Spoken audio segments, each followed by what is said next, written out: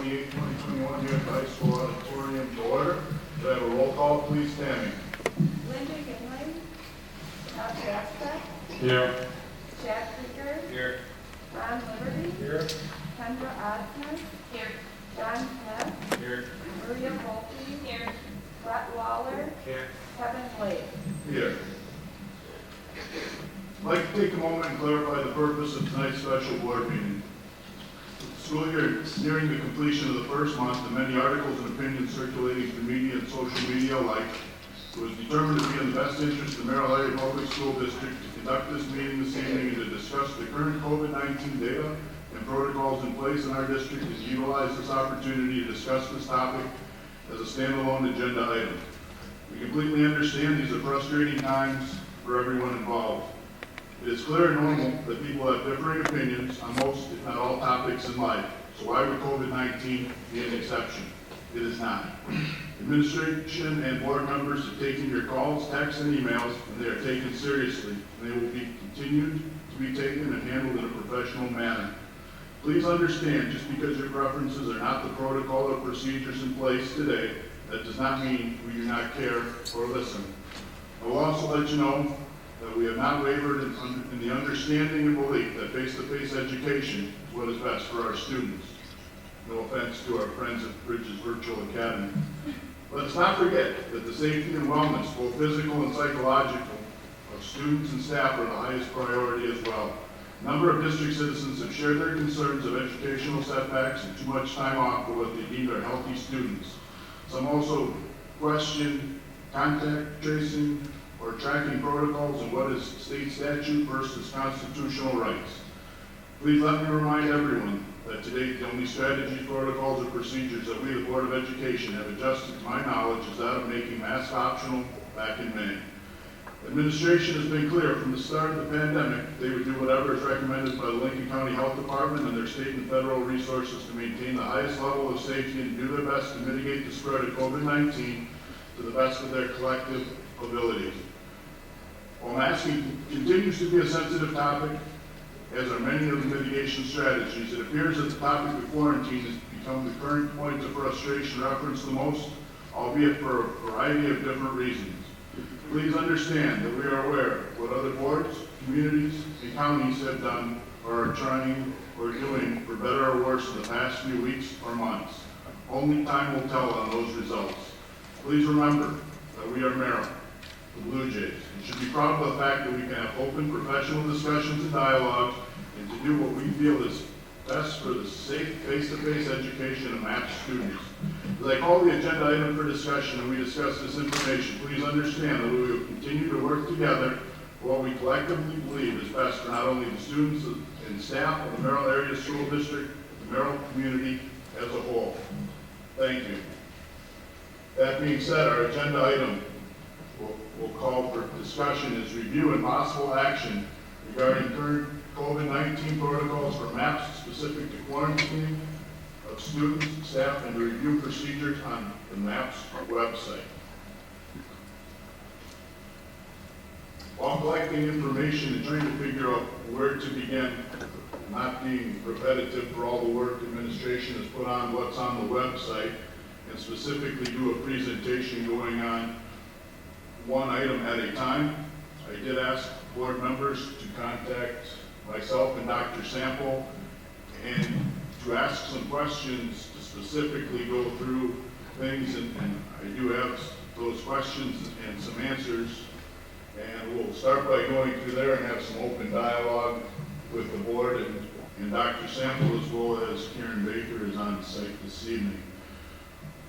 And in no particular order, one of the items that were asked, and just to clarify, is it the same or similar school standards that are applied are enforced on the adults, parents, and grandparents that make up 3/4 of the population, meaning in the workplace, places of worship, favorite restaurants, movie theaters, or is it just schools?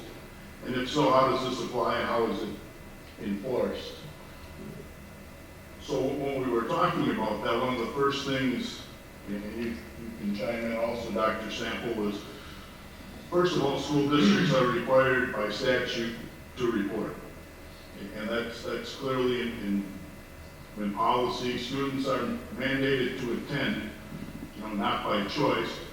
And there are the safe and healthy environments in which to learn is that priority that we talked about. When you get into places of religion, places of employment, they have their own sets of guidelines based on either their boards, based on their ownership, and they go through that. And the biggest thing that we talk about that's differing with the school board is the mandatory reporting and isolation of positive cases. Are there things you would like to talk about off of that particular topic, Dr. Sample? No, I think you hit all of them, and the enforcement and the mandatory reporting and the isolation of positive cases, that's where enforcement does come in. We have to hold ourselves more accountable. I don't think that there's any businesses here that have to hold themselves to that same standards as us as a public school district.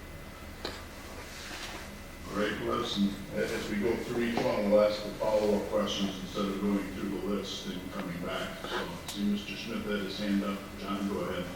So the school has a duty to report, but I guess my question is do they have a duty to respond? Where's the duty to respond? So if you have a COVID case, you have to report that to the county. That's correct. Where does it say you have to take any other steps besides transferring information from your organization to theirs? We have to do contact tracing. We have to provide them with names. Ken can always throw this into if I'm incorrect. But we will do contact tracing. We'll provide them with names. We'll provide them with the names of positive students. And at that point, any isolation and quarantining is and can be enforced by Lincoln County Health Department for law enforcement purposes and for the safety of the public. Well, it can be, but just the children. That was in part the question is it 3/4 of the citizens of Lincoln County, are they enforced? Are there quarantine requirements enforced upon them? The students themselves have constitutional rights too. So if an adult is reported to having COVID and they obtain quarantine orders, if they violate those orders, is it in any way enforced by the county? Does the sheriff step in and restrict their freedoms at that point? That I do not know. I'm dealing with students and staff, so that's outside of my knowledge. Okay. Do we have a duty to provide them any more than information? So it's their duty to quarantine, right? We work in conjunction with Lincoln County Health, and so a letter would come that was drafted by both of us in agreement, and the letter would come from the school district. Sometimes, depending on the scenario and when it was contact traced and when that positive case took place, that letter would be drafted by Lincoln County Health Department if it was on the weekends or something like that, or during the summer is a good example. Because one of the things that was said is that employers, organizations, they have their own set standards as designed by their boards.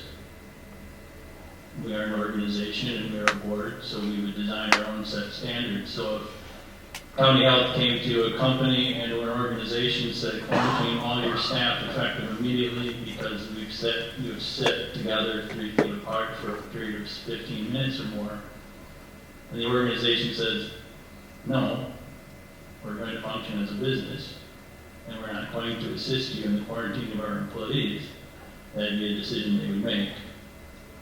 And so their board would have made that decision, and I think we're here. So really what I'm trying to parse apart is, what is our duties to assist in the quarantining of students in the county? I know we can cooperate, but I really want to know what is our actual legal duties to assist in the quarantining during a pandemic, because I also have an oath and a duty to uphold the state constitution to a free and appropriate public education, which I would argue is not effectively being done under quarantine. Sure. You're raising interesting points. I know that our liability and our insurance providers, all school districts have come out. Eddie can address this as well, that they are saying that we're treading on very thin ice with a liability purpose when we do not follow quarantining recommendations. That's what I can tell you right now. Are there districts that do not quarantine at all or do not contact trace? Absolutely.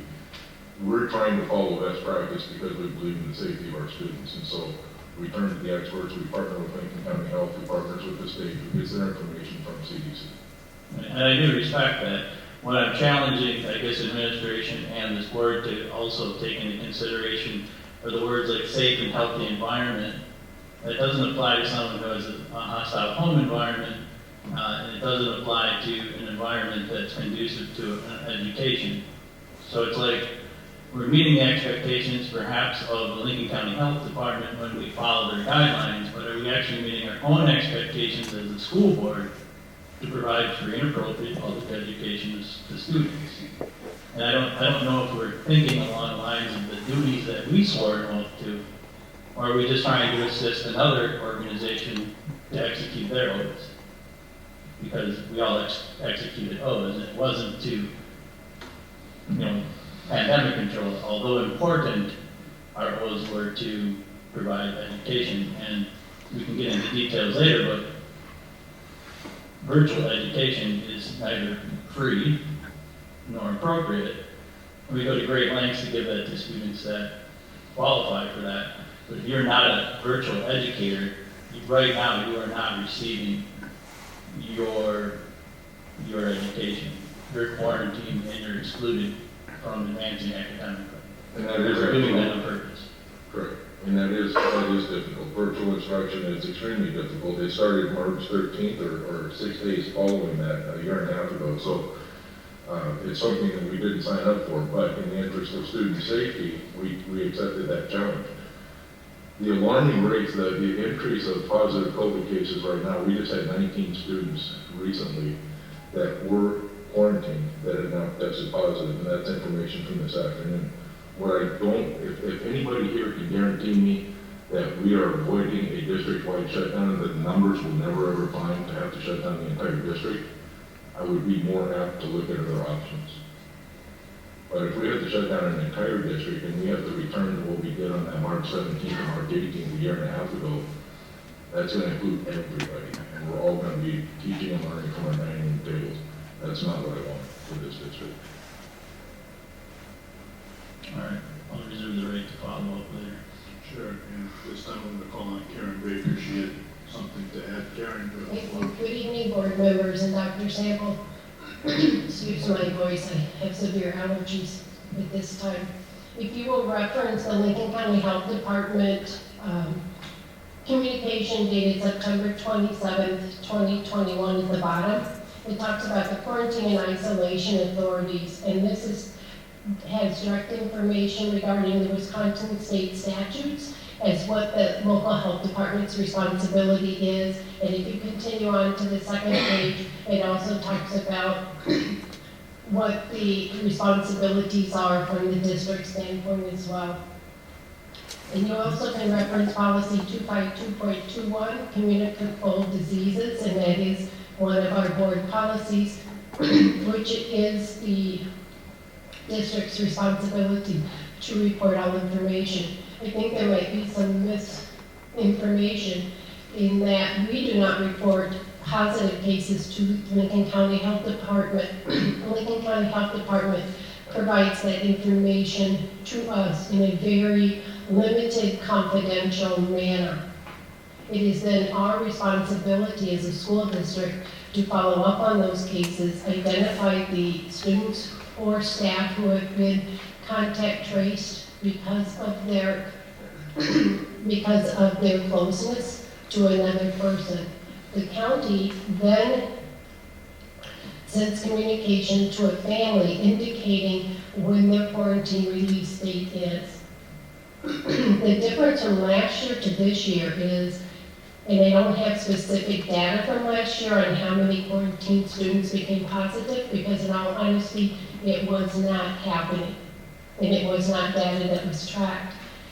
This year, through the Delta variant, which is 5 to 6 more times contagious, we have far more cases, positive cases today on this date than we did last year on this date.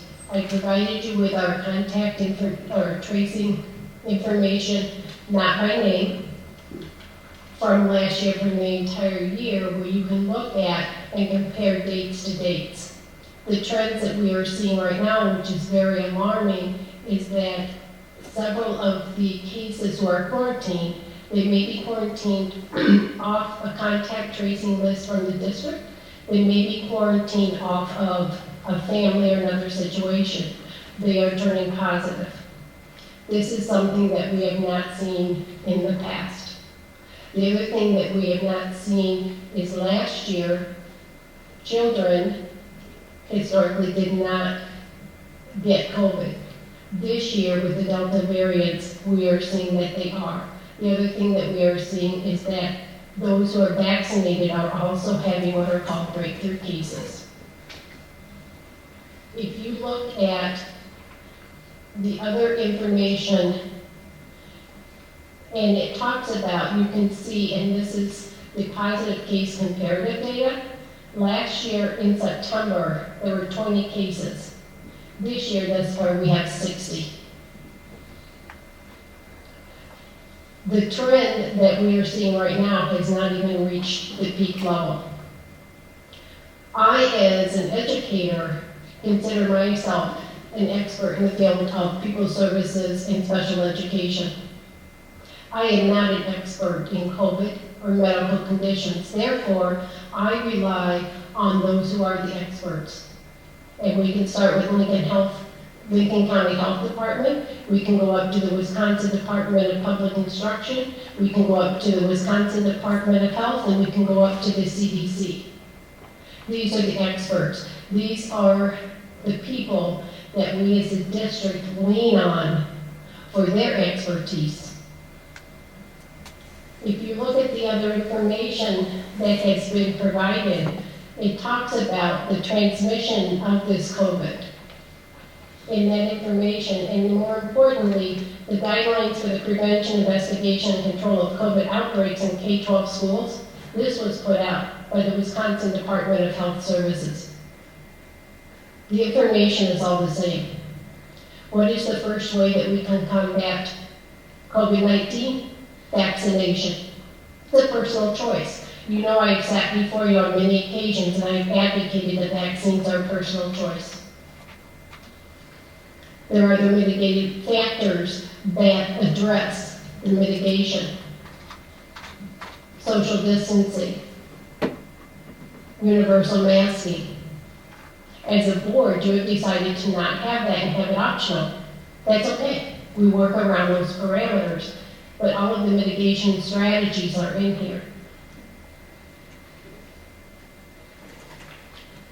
And I'll answer any further questions, but I did want to review the latest information that has come out to date and just make you aware that it's not the district deciding that, well, maybe we'll do this or maybe we won't. We have statutes and we have policy that we are dictated to follow. Maria? Just a couple follow-up things here. I understand that the county has a statutory obligation, and I just want to clarify, we don't have a statutory obligation. That's the county that follows that statute. We follow our policies. We follow our policy, but also there's statute that governs somewhat what we have to do as well. Well, but the statute talks about the county health department, not the school district. But how the school district will complement that. Right, and I guess it's what I'm trying to say, we're complementing it. We're not required to follow the statute. We're not required to, but we work as a good neighbor because we're all concerned about the health and safety. I just want to make sure we're all clear. And I guess, you know, we talked about this whole idea of the communicable diseases. Did we ever contact trace influenza? Influenza was not identified as a pandemic. But it's a communicable disease per the statute. But what is followed, and I'm not going to say contact trace because everything is done differently. Back when there was whooping cough, and that was an outbreak, I was not here, but I know the district I was in, that was not a case that was followed, but there were consequences to that, where there were schools that were shut down. Mm-hmm. But on that policy, it's when a health disease has been specified by Wisconsin Department of Health as a pandemic, and the COVID-19 has been declared a pandemic. Right, I guess I just want to draw a distinction. We're, like John said, we're under different responsibilities and duties as opposed to the county. And I just want to make sure that I'm clear on that, because as I researched and understood, we have separate duties and even less duties and obligations than the county. Is that a correct statement or is that incorrect? That could be correct, but we also are held by guidance that we report communicable diseases and send students home. That's for policy. Okay. And then one other question, and we haven't gotten to it yet, but we sort of hit on it by something that you said. Can we identify right now how many students who have been quarantined since the beginning of the year have turned into positive COVID cases? I know you said several, but I didn't know if we had a number. Yes, as of 19, or as of this afternoon, it was 19, and it's recently gotten up to 21. Okay, 21 from the quarantine children. These are students and or staff, I don't want to make a distinction, that have been quarantined. Okay, and that is so 21 based on how many children have been quarantined thus far. I gotta look up that number. It's been hundreds, correct? To date, there have been 384. So 21 of 384 thus far have been positive cases that have been quarantined due to close contact. Correct. Okay, perfect, thank you. You're welcome. And then I had one other question because Dr. Simple brought it up with regard to insurance defense. I don't know if anyone wants to speak to this or Dr. Simple. You said we were walking a fine line with the insurance company. Have they stated that they would not provide defense to the district? We have not stated that, no. Okay, thank you. That's all I needed. I also reserve the right to follow up later. There'll be plenty of open discussion. Thanks. I saw Chad's hand up as well. Chad? So on the DHS guidance that you talked about, the pamphlet, on there for outbreak prevention strategies, is there a reason it doesn't say quarantine?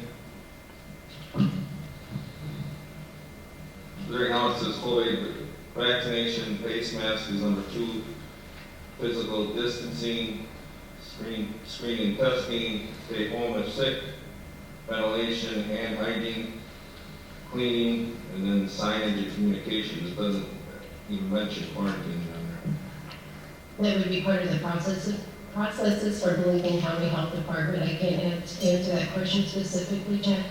there. All right, I'm just surprised that's not on there. This is actually from the Division of Public Health. It's not from the county. My guess is that would be understood as far as if there were a case, whether that was in a school setting or not, that would be the process that would be followed. And that is one thing, that process is the same whether that is a student and staff or staff member, or it's inside or outside of school. Okay, that doesn't really answer my question. I'm sorry, I can't answer it. And then my other question is, I understand that, test positive, but are you mandated to stay home if you have close contact? Or is that just a recommendation? That's a recommendation. So we're not, and nowhere in the county, state, federal, you're not mandated to stay home. Correct, that's a recommendation that we've chosen to follow. Thank you.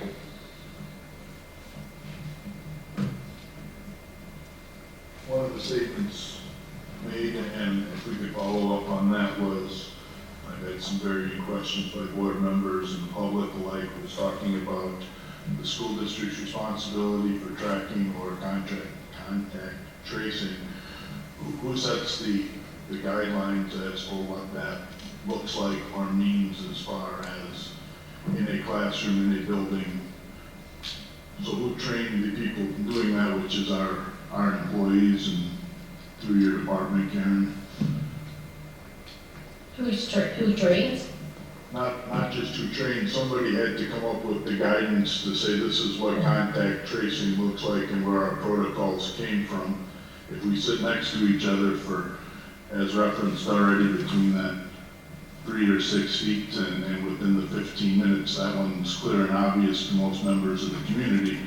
What I'm getting questioned on is a lot of appearances of a full class getting quarantined or a full team.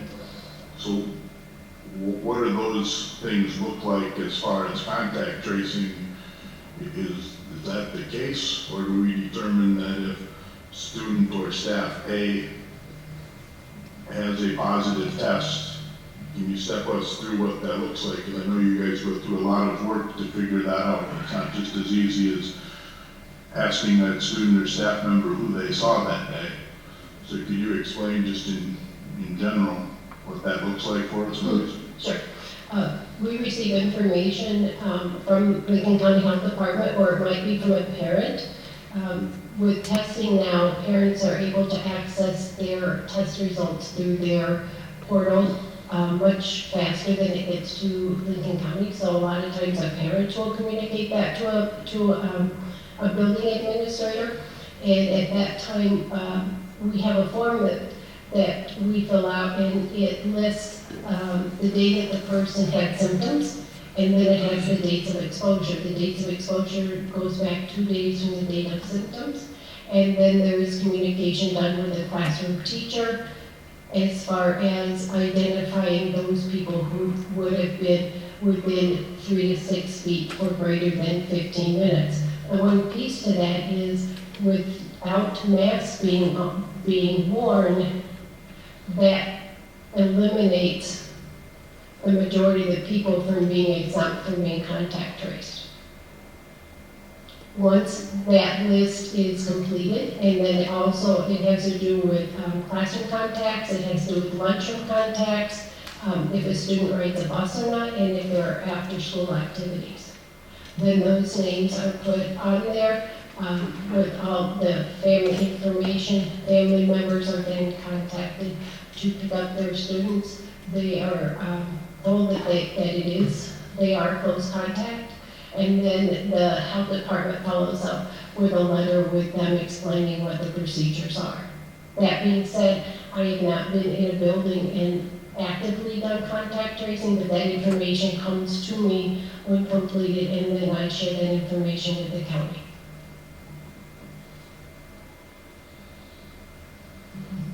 Kendra, do you have a follow-up question? Go ahead, Kendra. The first one actually is picking back off of Chad's question. You told us that it's a recommendation, not a mandate, that they're quarantined. What would happen in the event that a child, since it's a recommendation, still came to school? That I don't know. It's going to be different. If there's a positive case, Lincoln County Health Department can enforce and call for enforcement of isolation. And there's a difference between isolation and quarantine, to my knowledge. One is involving a positive case, somebody who has COVID, and the other one is a close contact quarantine. So, regardless of whatever happens, we will still continue to contact trace. It's what happens then once somebody is a close contact quarantine, as far as staying out for 14 days. The recommendation right now from the Lincoln County Health Department is 14 days if they have not contracted COVID in the last 90, or depending on, and this does not apply to the majority of our students, whether they're vaccinated or unvaccinated, is what we try to follow. So I know we're trying to establish statute and whose responsibility is quarantine versus isolation, correct? Mm-hmm. And if I am understanding, Kendra, what would happen if a student who is quarantined? Or isolated, I suppose. Well, isolation is when you're separating within the family home. Okay. So if a child is in close contact with someone that's positive, and now they've been said that they have to go home, I'm understanding it's a recommendation, not a mandate. Is that correct? Best practice is 14 days. Okay, but is it a recommendation or a mandate? And I think I heard it was a recommendation, correct? I'm not confident. I would say it's a recommendation. Maybe those are the guidelines that have been set forth. Okay. But I think to answer your question, what would happen if a student is quarantined and they are in school? Mm-hmm. There's a possibility that they are a carrier and will become positive, and therefore, if they do become positive, we go through that same cycle. When they have the symptoms, we go back 2 days. The other piece of this is, and I know this is a confusion point for some people, okay, my student is quarantined, I had them tested, they're negative, can they come back? They are only negative, thank goodness, at that moment. That test does not predict if they were to become positive within that 14-day period. I have a couple questions to that. But, if there's a family that may have beliefs of not testing, how do you handle those in the event that they're quarantined because you brought up the testing? They're not, that's a family choice. Again, I go back to vaccinations, a family choice. Then, when a student is quarantined, you do not have to test. That's your choice. If a person were to have symptoms, testing would be encouraged. But if they didn't, if they chose not to though, they would automatically quarantine with suspect of COVID, or how would that be handled? If they chose not to, they would finish out the quarantine. Our hope would be that if someone were to have symptoms during quarantine, that they would test so that they would know for themselves as well as family members. For example, let's say they're with grandparents, whether they are positive or not, but that is not a requirement. Probably the easiest example too is even pre-COVID, when we go back to regular sickness and school nurses and those types of things. If the child has a fever, we can certainly check and we know that. If the child has a fever, we contact the parent, have them picked up, and they may return to school once their fever is subsided. COVID makes it more complicated. And if fever is one of those symptoms that is apparent, but we don't know if it's COVID or not, then that same rule would apply, that your child would be picked up. It's not until they test positive that we would have any quarantine, or a close contact that we would have any quarantine orders for 14 days. So. I don't know if my question's coming across clear enough, because I think I'm quite along the lines of a child, maybe not in a quarantine situation, but a child has 2 symptoms of the COVID checklist, and that family, it's a question I've received, that family chooses not to test. Do you quarantine them for 14 days under suspect of having COVID, or are they able to return to school after the symptoms have subsided? Because the parents are honest enough to call the school and say, That they my have- daughter has a little tickle in her throat and a cough, I'm not sending her to school today. What would we do with that information? Is that right? Yes. Okay, thank you for clarifying. On the website, there are sheets that say, for example, when a student or faculty staff member can return to school or childcare. And it does talk about your symptoms. And what's really important to note too is that when we're talking about symptoms, we're talking about above what typical baseline symptoms might be. Mm-hmm. And so if they have, I'm just looking on this right now, there are certain symptoms that are high-risk symptoms, for example, fever, chills, loss of taste or smell, shortness of breath, not fever or chills, that would be more indicative of a possibility of a COVID. So if they were to have those symptoms, then what we would do is they would have that choice, but then they still wouldn't be able to return. I believe it's 10 days. If they have the symptoms, whether they would test or not. And then the last question that I have, apologize, is we spoke about, you get a letter from the health department, we work with the health department after we find out there's a positive case, and then we do the contact tracing. So if there was a child that was not, and these are things I've heard from parents, if there was a child that was not in school the day of the close contact, when they contact the health department, they are advised that they need to still quarantine for an additional X amount of days. So I'm just curious, is that our direction, or is that, it seems kind of muddy water? If a student was not in attendance on the date of exposure, they would not be listed as contact traced. Okay. It's happened, so. And if that does happen, that would be when a phone call should be made and they can check attendance records. Given the amount of students in the district, my expectation is that would probably happen, but that's where there would need to be communication. Yeah, and I think that in these cases that I've heard, they were still advised to stay quarantined. So I don't know, I can't speak to that.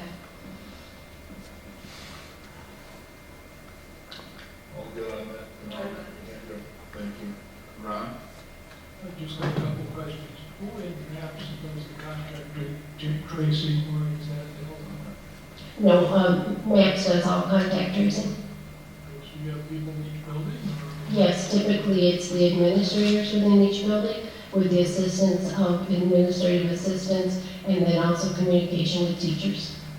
And they are following the health department guidelines for that, with the whitboard, and blah, blah, blah? Yes, Second question, if a student is quarantined, decides to get tested, tests negative, do they still stay out 14 days? yes, they do, because as I stated earlier, that test is only indicative of the results at that given time. That does not indicate whether a person may or may not become positive throughout that quarantine period. Thank you. You're welcome. Thanks, Ron. Followed by Chad. Kind of offer Ron, what happens if they test positive for the antibodies? Then they come back to school immediately, or? To my knowledge, they don't test for antibodies. They do, my daughter came back last year, that's why I'm just asking what they do now. I'm unsure of that, Jen. I've not had that situation. My daughter would have been, if she was tested positive for her antibodies, she would have, or I didn't say antibodies, they tested her or something, but basically she had COVID already. Sort of, she would have been quarantined for over a month and a half. Well, I can't speak to last year because I'm not familiar with that situation, but for this year, they do have more guidelines where if you are contact traced, but you have had COVID within 90 days, then you would not quarantine. Thank you. You're welcome. Go ahead, John. So follow up to some of these points. The quarantine is not indicated by the Department of Health Services, and then therefore close contact quarantine wouldn't be indicated by the Department of Health and Human Services. Where do we get close contact quarantine and the concept thereof from? Like, who came up with quarantining people who have come in contact with people? Like, where are we following that guideline? Where is close contact? Is that simply a Lincoln County Health Department concept, or does that go beyond our county borders? And That goes beyond. I where mean, does it come from? I haven't researched that in depth, John, so I can't really answer that. It is mentioned, John, in the guidelines for prevention, one of the attachments that I had included from Lincoln County Health that I forwarded in an email, guidelines for prevention, investigation, and control of COVID-19 outbreaks in K-12 schools in Wisconsin, from Wisconsin Department of Health Services. I believe it was on page 27 that talks about isolation and quarantine. And the only way to quarantine is through close contact. Or a positive case. Yeah, I mean, when it comes down to having a negative COVID test and then having to quarantine for an additional 14 days, are we on the stage to be COVID positive right now? We don't know. Absolutely. It's a complete, and so that would be the point of the test. It doesn't do anything for the student whatsoever.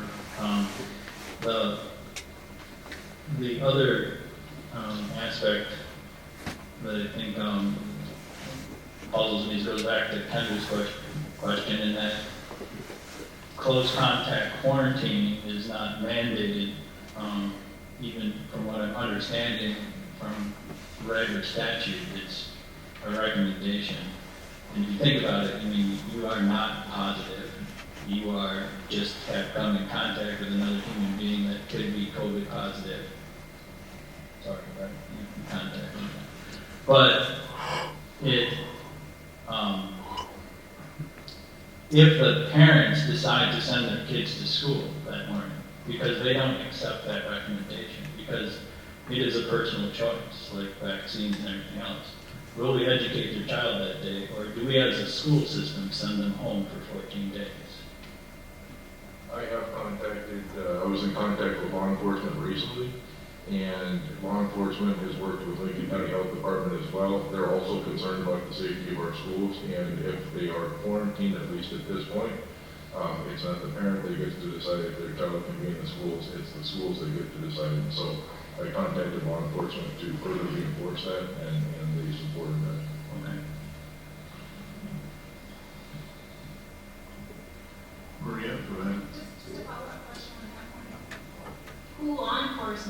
is going to enforce this? Are we talking Lincoln County? Are we talking Merrill PD? Who would be on board with telling a parent that they cannot bring their child to school? I started with our school resource officer, so Merrill PD. So it's the Merrill PD's position that they will enforce, unless of course there's a change into the district's directive or required recommendations. Correct. Okay, thank you.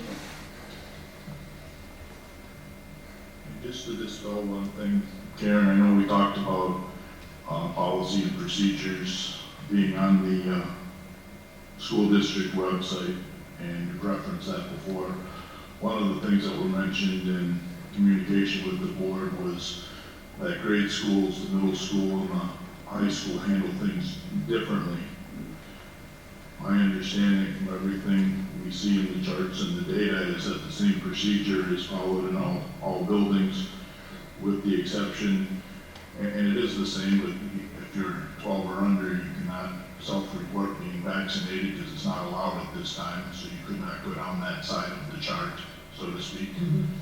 But other than that, we be reassured, as stated earlier, that the same procedures are indeed followed at K through 12 levels in Mapp School District. Yes. That was my understanding. I just wanted that to be shared. One of the things that we had talked about, even in summer preparation with all the things going on, Dr. Sample and Karen, maybe you can speak to this, talked about some on-site testing for students and staff, and there's been a process that we've heard about in various committee meetings, and there's been some updates, but I think this is for the good of the order this evening. If you could explain what that would look like and where that is going forward, please. Yes, absolutely. We are working with a vendor that has been appointed to us from the Wisconsin Department of Instruction. And what it looks like to date, or in the finalization plans, is that there will be drive-through testing available 3 days a week, either in the AM or PM. That is yet to be determined.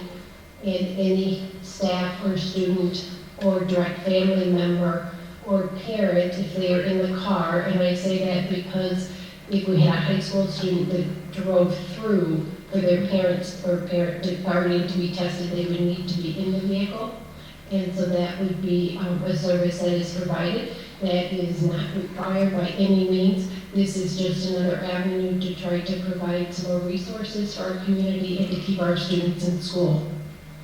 Once a student goes through, or staff member, family, for testing, results will be back typically in 24 to 48 hours. Those results would be communicated to the family, to the county, and also to a school personnel, which would be myself. And again, what we are doing is providing another opportunity for our schools to be able to remain open and to provide this service. Families are having difficulty finding sites to be tested. And the other thing is this testing would be free for all of these individuals. John, followed by Maria. How does it translate into kids being able to go to school faster? As I heard before, that if they get tested negative, they still have to sit out 14 days of their quarantine. So what does a negative test gain student for their education right now? A negative COVID test at that point off from being symptomatic, and I should say we would be testing symptomatic testing, would be that a student would be able to return to school immediately following those test results if they had a negative test. So why can't they return to school immediately following the negative test today? If they had symptoms and were tested and had a negative test, they could. If they were quarantined because they were close contact and had a negative test, that is only indicative of their status at that moment. It's providing a service.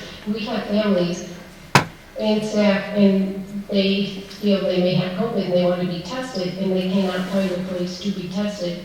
Or we've had some that, well, in 2 days you can come and get tested. I understand that, but I'm not really as interested in services as I'm interested in kids sitting in front of teachers and learning. And so it's frustrating to process the information that if someone goes and gets a COVID test, one has symptoms, one's never had any indication whatsoever that they're even ill, and they get a negative COVID test, why they can't return to school. And I understand your logic is, well, they could still carry COVID for whatever period of time, but the negativity of the test because you have some symptoms, because we have students now that can call in with symptoms, and they're basically, by calling in, pushing themselves into a 10-day quarantine and they have to receive a test. Like, I don't know what value it is. I can see the frustration of the parent because it's like, I called because my kid had some sniffles and had a fever and I did the right thing. That's pretty much a 10-day quarantine guaranteed. Well, if I get a test, you're still got to be out for the full 14 days. It's an option. It's a service to provide to the families. If they go get the test by choice and it's negative, they know they can come back. They don't have to worry about whether or not they have COVID. Do I need to be concerned about the other members of my family? It's not something that we would send and mandate that someone do. It's just a service that the Wisconsin Department of Public Instruction is encouraged school districts to do, to provide. And I guess that's what I'm asking, is if somebody gets a negative test and they come back to school, it's a negative test, it's a negative test. It doesn't matter everything else. They tested negative on Tuesday, maybe they come back to school on Wednesday. Right now what I'm hearing is, no, they gotta stay out. No, they can't. If they have that negative test, yes, they can come back as soon as if their symptoms subside. Yes, they can come back. Here's the premise. It's not what we heard. I'm a student and I got close contact, I got contact traced as me, and I need to go home for 14 days. It wouldn't do me any good to get that test unless I'm showing some symptoms, because I'm still quarantined. If I'm just a regular student and I have not been quarantined or contact traced and I'm not feeling well, I'm gonna go get the test so I know if I've got COVID or not. Unless you're asymptomatic COVID patient. Then you wouldn't go get the test. The test that we're going to, that service that we provide will only be for people who are symptomatic. What Because we if have someone to, really values their education and they want to go get the test so they can come back to school and they don't care at all about whether they have COVID or not? Maybe they just want to get through the threshold and get back into the classroom, so they go get the test so they can prove to the world they don't have COVID, so they can come back in the classroom. Can they do that? as long as they're not quarantined, yes. Well, that's what I mean, I don't make the rules. well, I know somebody does, and I think what we're trying to do is get to the point of who does, and if it's this board that has the ability to make some rules, at some point in this evening's conversation, we will get to the point where are we delivering a free and appropriate public education to students? Or are we a very complicated, complex extension of the county health department? I I would can like, expect either way, I guess, but I would just like to tell the community what we're doing, because they're exhausted, and the teachers are exhausted, and administration, because we also have obligations to educate. And so if someone can get a COVID test and say that they're negative on Tuesday, to me, it seems like we would open the doors on Wednesday and say, please, come, get your assignments, take your tests, do your quizzes, your labs, and get your education. But right now, what I'm hearing is they still have to sit in their house for the remainder of their quarantine period. And then- only if they're quarantined. If they're quarantined, yes, because they've been identified as a close contact. If a person wakes up in the morning and says, boy, I don't feel good, I think I maybe want to go get a COVID test, and that test result comes back negative, they can absolutely come back to school. I just really don't understand the logic behind that. I cannot process that. I know it's not yours, but I can't process that. It's the difference between being quarantined and exposed and coming down with symptoms. As we all could possibly. Absolutely, we all could. And I think what we need to really remember is that we have a duty for our students and staff to have safety. And I think that's the really hard part in all of this, is balancing that safety piece and providing services for our students. The safest thing to do would be to shut the schools down for a couple of years. That's truly what we're here to do, is to figure out where that balance is, right? But the absolute safest thing that we can do right now is shut them all down for a couple of years, send everyone home. But we're not obviously going to do that, so we have to find some middle ground. So that's what the challenging question is if you test negative for something, does it make sense if you can't return to your education? And I don't know, I can't process that because I probably was in close contact with 100 people today at some point. It becomes a concern when you have been identified as that close contact. We all have been in contact continuously, absolutely. But we are not necessarily in an environment where it can be identified that you were within 3 to 6 feet for 15 minutes. Now, that being said, unfortunately, I'll use yourself and Brett as an example. We're past that 15 minutes. Neither of you have on a mask. If one of you were to be positive, then your neighbor would be contact traced. And it's a beautiful point, and it is the point. These children are subjected to these standards because they are able to be traced, and they are then identified as having had contact. Where the rest of the world just goes about their business, these kids have to sit in desks next to each other that have someone looking at them and they can be identified. And so it's unique to school-age children, this level of close contact tracing and then subsequent quarantining that the rest of the public is simply not subjected to, even though they have the exact same things going on in their workplace, restaurants, diners, and theaters. And so it's, I would like to see the board get to a point where we accept this, but then also ask the question, are we doing our jobs, which is to provide education? Because we go to great lengths to provide that to people that have exceptions, that need appropriate modifications to their education. But if you're a non-virtual learner right now, you're out until this is over. So I mean, we can do what we can to assist in the pandemic control, but what are we going to do to actually educate children in the meantime? Because I think that's really where some of this debate just completely loses its. I hear what you're saying, Karen. You're speaking 100% to the point of pandemic control in Lincoln County Health. Can we speak to whether or not kids are receiving their education? Because that is the function of this board. I would argue not, but that's just.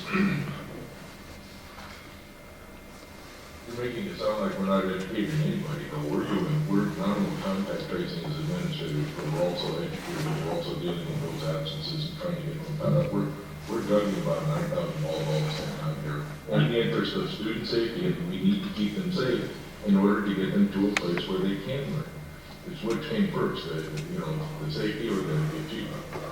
Well, I guess what I'm saying is if a student is in quarantine trying to learn via Wi-Fi connection to a iPad or Chromebook, like, is that what we're going to offer? Or are we going to find a way to offer in-person learning by looking at some more rational approaches than perhaps making a person sit out for another 14 days after a negative COVID test? You know, like, are there things that we can consider to get them back in classrooms? And so, yes, the attempts and the efforts and everything that the teachers put forth to do what they can to educate the child virtually is there, but that doesn't necessarily mean a child can accept virtual learning and benefit from it. And I don't know that that's being addressed. Like, we might be doing everything we can, but are we actually giving kids their education that they deserve using these basically electronic means to do it? And I would argue many kids simply cannot learn virtually, so we are denying them their opportunities to learn. So we have to find better ways, is what I'm arguing. And at what cost is ultimately what it comes down to. Correct. That is definitely the decision that needs to be made at what cost. Because again, the ultimate cost is to simply shut the school down for 2 years and let the pandemic blow over. But we can't afford to do that either. But we can't afford to have 50% of our student population in a living room on a Wi-Fi, on a laptop or on an iPad, not doing anything or struggling to do whatever they want to. Like, I don't think that works either. So we basically have two systems that don't work. When are we going to get to the one that we're comfortable with? And maybe everyone else is comfortable. We'll stand aside. Everyone thinks it's working charmingly, but I just don't think students do well virtually that having chosen that process to begin with. So we have a solution, but it's not a true educational platform. And I agree that is not the best form of instruction and learning. Absolutely. So we agree on keeping students safe. We agree that there's a lot of work and some learning loss that's already taken place for student achievement. And we also agree that virtual instruction is not something that our students that want to be in the classroom have signed up for. But now it comes down to what are we going to ignore or who are we going to jeopardize to be able to bring all students back? Because we already know, believe me, I already know we're not going to please everybody. This is a no-win situation. But what is that answer going to be so that we can provide most of our students with an optimal education during this time?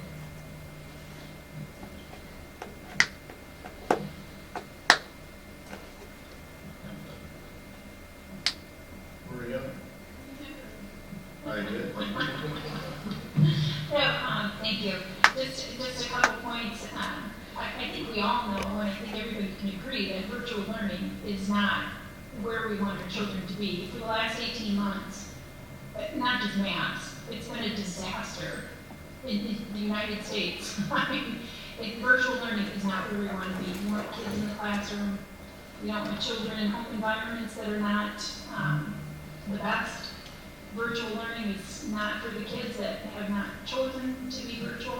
So I agree, as a school board, our focus is how do we give the best education to these students. With that said, I know that in life, it's this phrase, risk versus reward.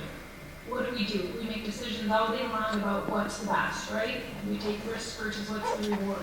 The risk for these kids, as I understand it, 0 to 18 age students, children, have the least, how shall I say this? First of all, the mortality rate is 0, according to the statistics that I've seen for 2020, 2021 for this age group. And with that said too, I do understand that our employees of the district, there was a very high vaccination rate, if I remember correctly, back when we held the vaccination clinic here at MAPS. So I guess, looking at it from the risk versus reward, I also want to get these kids back in the classroom. And if it's via a negative COVID test or if they're asymptomatic, that's my goal. That these kids should be in school. That's what we should be providing them with as a district. Now, I do understand, and I do, Karen, of everything you're saying. My frustration is, and I guess I'm speaking on behalf of every parent who's contacted me in the last month, is they've got kids, that are being quarantined. They're not sick. They never got sick. They can't sit in school. They can't do virtual. They're not good at it, and they're losing them in their education. And we gotta figure out the better solution. I mean, as a board, that's what our job is. So I guess I just wanted to point those things out. And again, predominantly what I've heard from folks is that they want their kids back in school. I mean, obviously not if they're sick, but if they're asymptomatic or if they've had a negative COVID test. That is all. All right, thank you, Maria. Go ahead.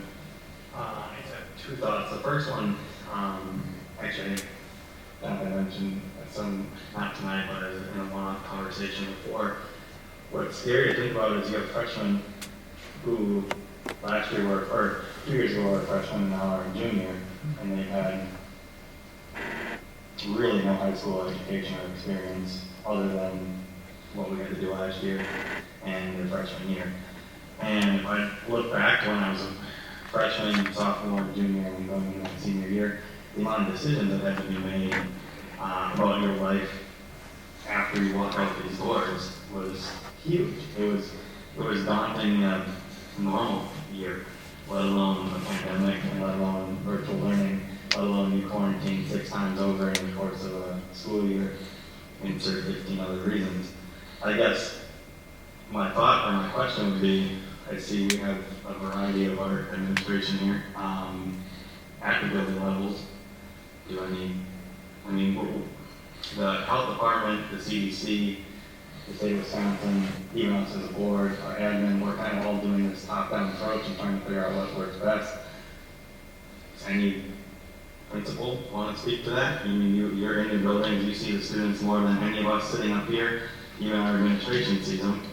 Is there anybody that, do you have any input?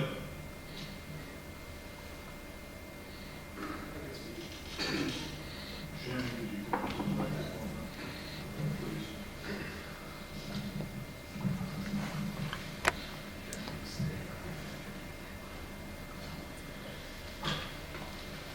Thank you. I certainly would agree that students in our buildings face-to-face is the method that we're set up for, and the best method for our students. We do have, we're kind of fortunate that, at least at the high school level, I think students probably do better with the streaming than certainly what I would imagine a second grader would do, although I don't have that first-hand experience. But we do have concerns with special needs students that get quarantined. I've had students just flat out tell me that they are not going to be successful over that quarantine period. So I do believe that face-to-face is the way to go. Now, I do think that as you very well pointed out, I mean, this is a huge balancing act between safety, learning, those kind of things. And so I don't have a recommendation as far as that is concerned, but I think you and I would agree, and our students would certainly agree that they want to be in school, they want to be face-to-face. So we also have some issues with connectivity, support at home during that time. We have students that at high school level, at least students who jump on the live stream for any class in real time. We have a lot of students that are kind of ghosting us that, just are not engaged in the camera time and on with their things as they're there. And so it's plan B. But I will say, our plan B, thankfully, is about as good of a plan B as I've seen from our colleagues around the area. So thankfully, we're in a good place technology-wise where we are able to offer that. And as John pointed out, make that transition a year ago in March pretty seamlessly. I know a lot of places really struggle with that. So our plan B is a plan B, but in relation to other places, I think it's a pretty darn good plan B. I think there's a big difference between last year and this year even, with where we're currently at. I think most of you are aware of the impact that we've seen recently on the middle school in particular. We have had the COVID outbreak take place in our school. I am going to state that our teachers have done a darn good job over this past year and a half. And we talk about this discussion about learning loss. I stood in front of our staff yesterday and talked about the progress that our students have made, particularly at the middle school, despite the craziness of what we're experiencing. I'm a dad, my second grader is quarantined, along with a couple of other families that are here tonight. Am I thrilled about that? Absolutely not, because I understand what that looks like on both sides of that. I think there's a balancing act too of us, because there was a point too this last week, talking to Dr. Sample of what's the breaking point, because we have to have teachers, we have to have staff in our building. It's great, we have them in the classroom, but there was a point this past week that we had so many people sick, really sick, that I was questioning whether or not we were going to be able to staff it in a way that would be acceptable, right? So there is, I certainly understand the side of what we're going through both ways. Do I think that we certainly can have a discussion about what that looks like moving forward, but I get asked all the time about, what do you think? I can tell you through experience, because nobody asks us about the masking and stuff like that. There is a big difference. Like when we do the contact tracing, the people that do are the positive cases are the people that close. That's the reality of that, at least from what we've seen. It's interesting being on this side of it when we're doing the contact tracing and not having that feel good of having to talk to families, saying, oh, unfortunately, this is the scenario. I wish it was different circumstances, but we are where we're at right now. For what it's worth, the feedback I got from our families, we one of the only districts that were able to stay in person for as long as we have. The discussions we've had is balancing the quality of being in person, because substitutes, I'm 33%, 40%, in my building are filling substitute positions, so that in itself stresses the staff too, because I'm filling it with internal, I'm filling it with other people. So it's been very difficult. I would say this last month has been very difficult on middle school in particular. We didn't think that we were going to be at this stage this early. The virtual is a drain. It is very difficult for our staff. I'm just being transparent with all of you to manage that. But I get phone calls about, why can't we do this on the virtual side of it? Well, we're an in-person school, like Shannon said. We've maintained. We know our kids learn better when they're in person. It's tough to try to be that dual. You have a class of 20 kids sitting in front of you, and you have 10 kids at home. You're trying to balance that, right? That's tough. So I'd like to see us get to a point where, this year, we're talking most of our students, if they are in quarantine, we're talking less than typically 10 days. Because of the contact tracing that does take place, when you're talking about that initial onset, the first exposure, that Karen was alluding to, usually we're already in day 3, day 4, when we're actually doing our contact tracing. And they tell you that typically the first onset of symptoms, we're told, don't start until days 4 through 6. So, but those are things that we're constantly, it's bad, it's what it is. So, I'll piggyback on something like I said. At the start of the year, I'll go back to last April. We started communicating with our parents via the new announcements and stuff that we knew that the plan for 21 was that we are not a virtual school, and if they're interested in that, pursue that. We have that as a very viable option in our district with Bridges. We have a great virtual school here. We've had very, very few takers on that over the summer because our message to parents was that we are not equipped to do that. And so it's very, very taxing on the staff at all levels. And we had to deviate from that plan pretty much on the first day. So we were doing streaming. I think we started the school year with quarantine students. And so our staff was very much less than enthused about that prospect on the first day of school because you've got so many different things going on, kids coming and going all the time, those kind of things. I'll also mention that this year's been different in one very noticeable way, in that when we quarantine students this year, students are crushed to get quarantined now. They're very devastated, as opposed to the past, as maybe like a novel thing or something. Students will flat out tell you that they don't want to get quarantined, they don't want to go. The other thing is that the feedback and I'm using that term very generously, from the parents that we would make those calls, it was a very different tone this year. A lot of swearing, a lot of upset parents, a lot of whose idea is this kind of stuff. And so that's been new for these our students. It's really hard to adjust for. The same. He talks farther from the You know, the thing is, I understand, I do understand. I understand that frustration. I get it, I'm living it right now, right? That's all you get to do here every time someone talks.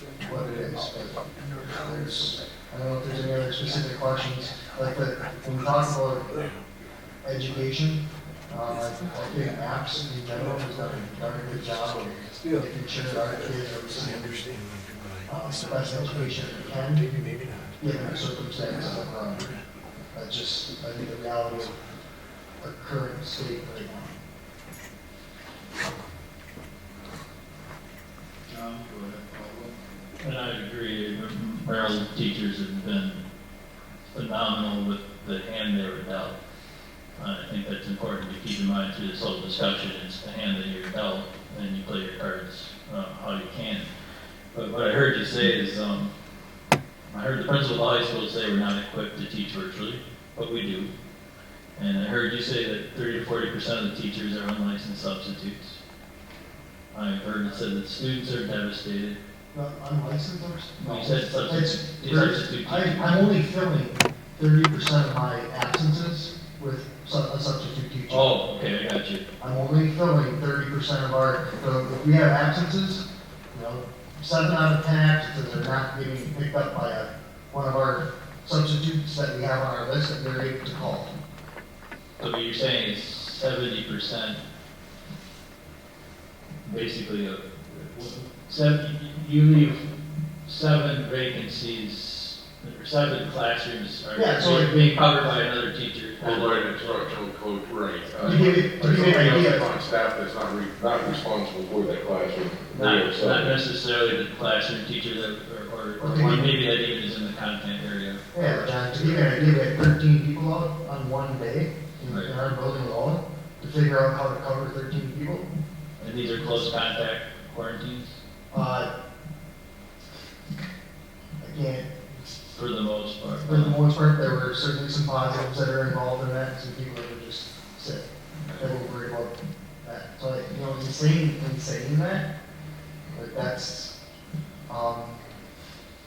that's the part that, we have that expectation of teachers. We even have that option for them to teach remote. So if we're too sick to even teach remote, so I don't have a substitute that carries on their. I understand. Et cetera. So it's not the same. So we were trying to scramble and trying to figure out how to cover it. No, I understand, but you don't have this. You have close contact quarantine, you pull in staff that are asymptomatic outside of the building for a period of 10 to 14 days, and you deal with that staffing issue that is subsequently occurs, and that's what I'm hearing. Yep. Thank you, John. Any other follow-up for Ryan or Shannon?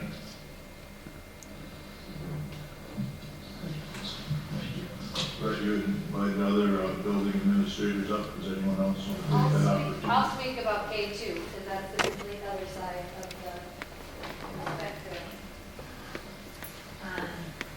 I appreciate this question, actually, because we do as we're told. That's what we do. So it stinks making those phone calls to parents on a Sunday afternoon and saying, I'm sorry, we're going to do the best we can for your kids in the next 10 to 14 days, but this is what we're being told to do. We want your children in school. These kindergartners, even any kid at Kate has never had a normal education. Our second graders started at kindergarten with COVID. So they've never had a normal education experience. So we want to provide them that. So we'll just continue to do what we're told to do to keep our students safe and to keep them learning. We love kids, and that's why we're in this profession. And most of us we're rule followers. You tell us to do it, and we're going to do it. And we'll take those hard comments from the parents, you know, it stinks, we don't want to engage with parents in a negative way, we want to build these connections with the families in our community. But we're also going to have those families that say, but you knew that child was positive and you allowed that content, you know, like we're going to have the other side of the argument. And so I just want to be well equipped with how do I respond to that parent who's on the other side saying, now my child has gotten COVID because they were exposed at school. And I will just help equip me with what to say to those parents so that I can say that I'm keeping their child safe as well. Thank you, Heather. Go ahead, Amy. I can just speak on Washington. I don't want to say we're doing okay right now because you never know tomorrow what that looks like. We've done a really good job at Washington, I think, because our parents have done a great job, so the community in general, calling in and saying, hey, they're sick prior to sending them and getting that COVID test, and then knowing that it's negative, so they're not quarantined, they were just having symptoms, they were symptomatic, getting that test, note they're negative, they're coming back to school, and being proactive about that piece, that has helped us a lot. We're sitting at about 12 quarantined at Washington right now, so again, knock on wood, that's how we stay. Our virtual learning at 3rd and 4th grade is a little easier than K2, obviously, but from what I hear about parents, that 14-day quarantine, they're doing okay because they're jumping on for morning meeting, math, reading, those core essential classrooms, and then our teachers are meeting with them on Seesaw or Google Meet to check in with them as well on those assignments, so they feel supported on that. I think the hardest thing at Washington is when a student is quarantined because a family member tests positive and they're home and then another person tests positive, so it pushes their quarantine out. That's where we struggle with the education portion of it. We can do 14 days, but I think when it's like we don't see them for 2 months because a child is like another family member tests positive, so now they're quarantined even after that. And then a third one, you're just thinking, oh gosh, like let's get them back in school. That's the hardest part for us at Washington is that extended quarantine. If there's family members who keep testing positive and it's transferring through the family, pushes that quarantine out. And that's where I feel like we lose that education because so much time has gone by.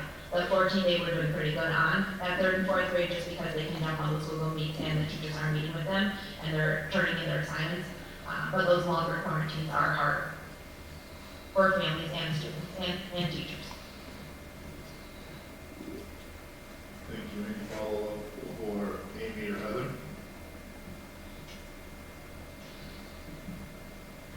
Thank you. Appreciate it.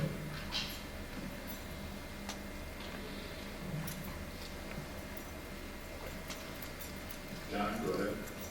If both kids are wearing a mask, are they exempt from quarantine? No matter their vaccination status?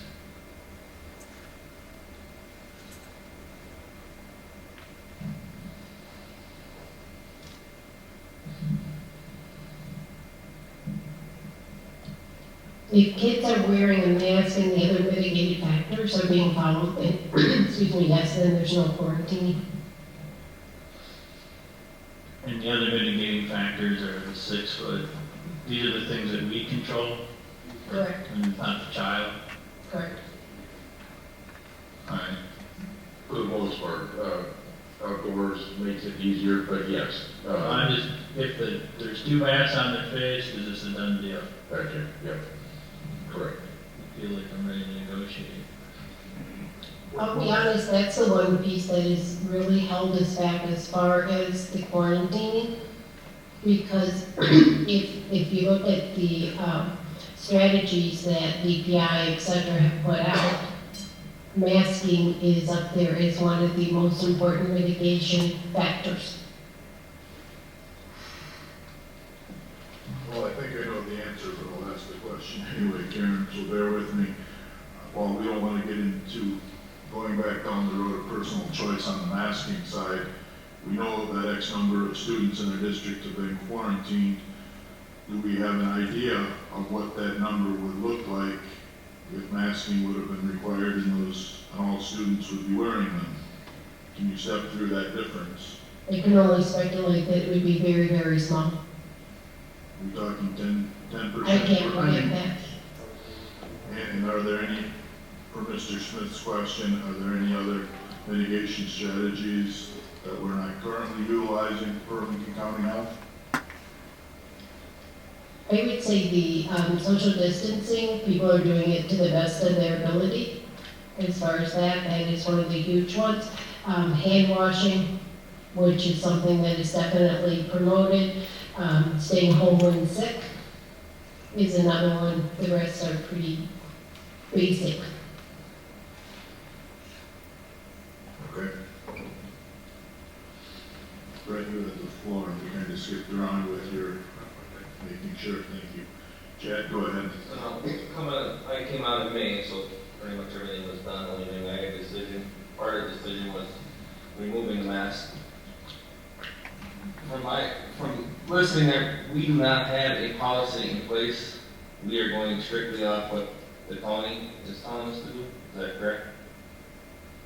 Right, we don't have any pandemic, so to speak, policies, and the policies that we do have that refer to health, as mentioned, Lincoln County Health, for our local health department, correct?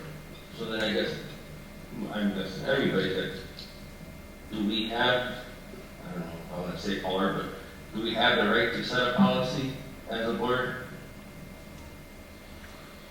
I think we can set any policy that and it's not impossible, but I am going to say that the only difficult part of policy is making sure that it's vetted with current statute. It can't be in violation of any other current statute. I was just going to ask you, because just dealing with the other day, with our policy going to the state policy, or the state statute, whatever. I mean, I guess I guess what's the point? Besides listen to everybody, why are we having this meeting? Is it to set a policy? Or is it just to listen to everybody? I mean, I'm not, That's a very fair. you know what I mean? I get it. We could have did this through emails, the 10,000 emails we got today. But that's what I mean. What's the purpose of us being here today? We are the governing body, as you stated. It was an education for everybody. It was to go through what is out there. I even had some questions, as I'm sure you all saw, as to where on the website is it? Is the information, meaning that some people were very well educated and very pointed in their emails, texts, and calls. Others had not found that for whatever reason. If they were a taxpayer, not a parent, if they were a grandparent versus whatever the situation was, not everybody had the same information. Some of it was some misconceptions, and some of it was simply we're at the point where other counties, school districts, communities were reacting to things, and our quarantine numbers and our COVID positive tests are very high. And statistically, and we've only got last fall to go by, the wave started in September when the kids came back to school. October, November, December were higher, and then fortunately, after that, January, February, and the spring had more positive news. For whatever medical reasons, I'm not sure, but that was the data provided. Right now, we appear to be about 3 times in advance of last September. So, And that's straight off the numbers? that's straight off what we From were. what I looked at, what Karen sent us, if I just go by last week, we are only 3 cases higher than we were a year ago. What Or the week. That's what I asked when I asked that question, if I could compare. I wanted to compare week by week. I wasn't able to do that because I can't go back on the website and find. That was the point of my question was, can I get this year's week to week, last year's week to week? But only thing I can compare is last week and a year ago, and by that comparison, we're only up 3 cases. Sure, September of last year was 20, September of this year was 60, but we did not have, like you say, week 1 to week 4 data. We had the 1 week that you referenced. Well, Yeah, we should have all that data. it's also cumulative, so you can look at it week to week, but then you look at it on a cumulative. I was more concerned about week to week is what I wanted. For me, I would want to set and look through this week. But I wasn't able to do that, because I cannot go back on the website to see what it was the week before. Okay. And that was my question I asked. I think a lot of people would like to see that, because especially with the mask, okay? What's the mask, everything we see, the difference. To me, if I go by that 1 week, this Delta variant, everybody says is more contagious. Well, if we're not having masks, we actually did pretty good for only having 3 more cases last week than a year ago.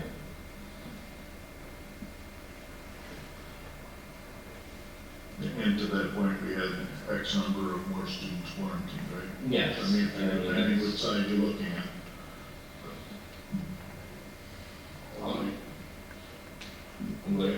John, follow up? Well, this goes back to Chad's point, is are we gonna do something? And if we're gonna do, what is it? I mean, we can argue about masks and sort of blue in the face. I don't think we'll ever answer that question as long as I walk the face of the earth. Especially with a variant that's apparently 5 times more virulent. The masks are equally as effective. But if masks are what get children back in school, that's not a hill to die on, you know, like, if that's the concession, if whatever in a person's philosophy is, kids wear masks in schools and then they're exempt from quarantine, it really comes down to, like, I don't see us having a lot of options unless you want to go against, county health department. I do think once you have a negative test, you should be back in. That's personal feeling. And we can take those actions too. So I guess one of the questions I have is how many people are that opposed to masking that they're willing to accept quarantine in return?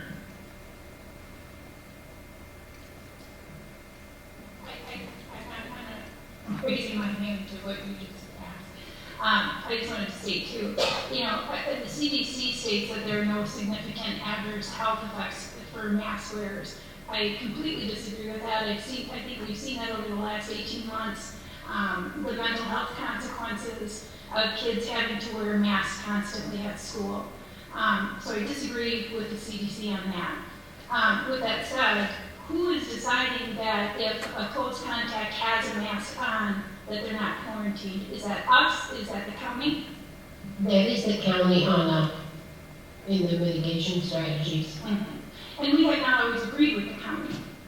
We, in fact, last year said we're not going to put masks on kids that last week of school when the county wanted us to.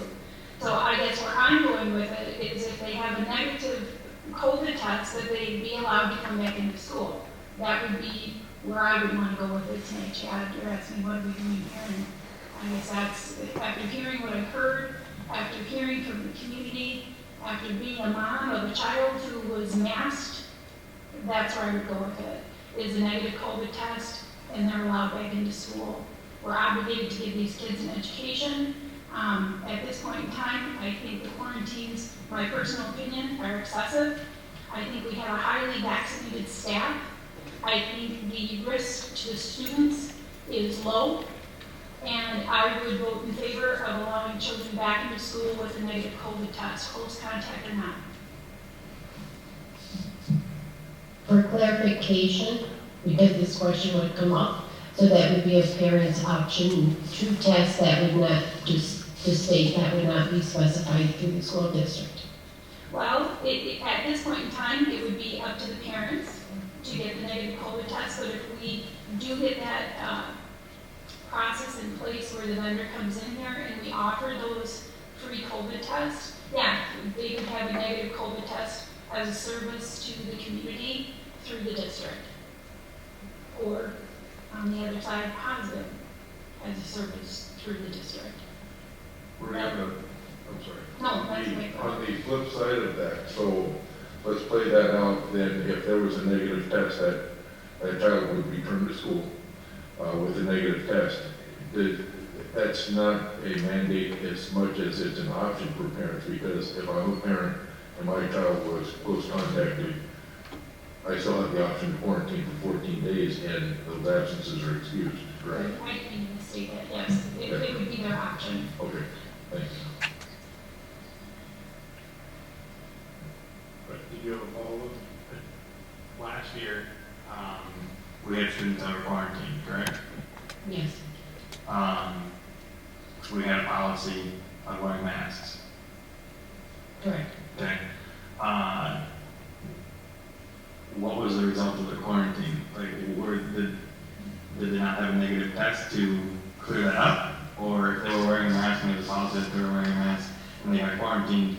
I guess I'm trying to understand now why we had students that were quarantined with masks last year, but we can have that exemption this year. That was not one of the, that was not figured in yet last year. So the one thing we have to remember is last year's situations were somewhat different, where they recommended that you mask. This year, they're recommending it more so because of the Delta variants. The other factor with the mask too is wearing, when it comes to close contact and contact tracing, with the mask, it takes us down to 3 feet. Without a mask, no, I'm sorry, the reverse. 3 feet and 6 feet is the difference between mask and not mask. So if we told all of our students, if we went back to masks in the district this year, we will still have students that will be quarantined. If they did not have a mask on, they would be quarantined, but if they have a mask on in the mitigation strategies, which would be the 3 feet to the 6 feet, then they would not be quarantined.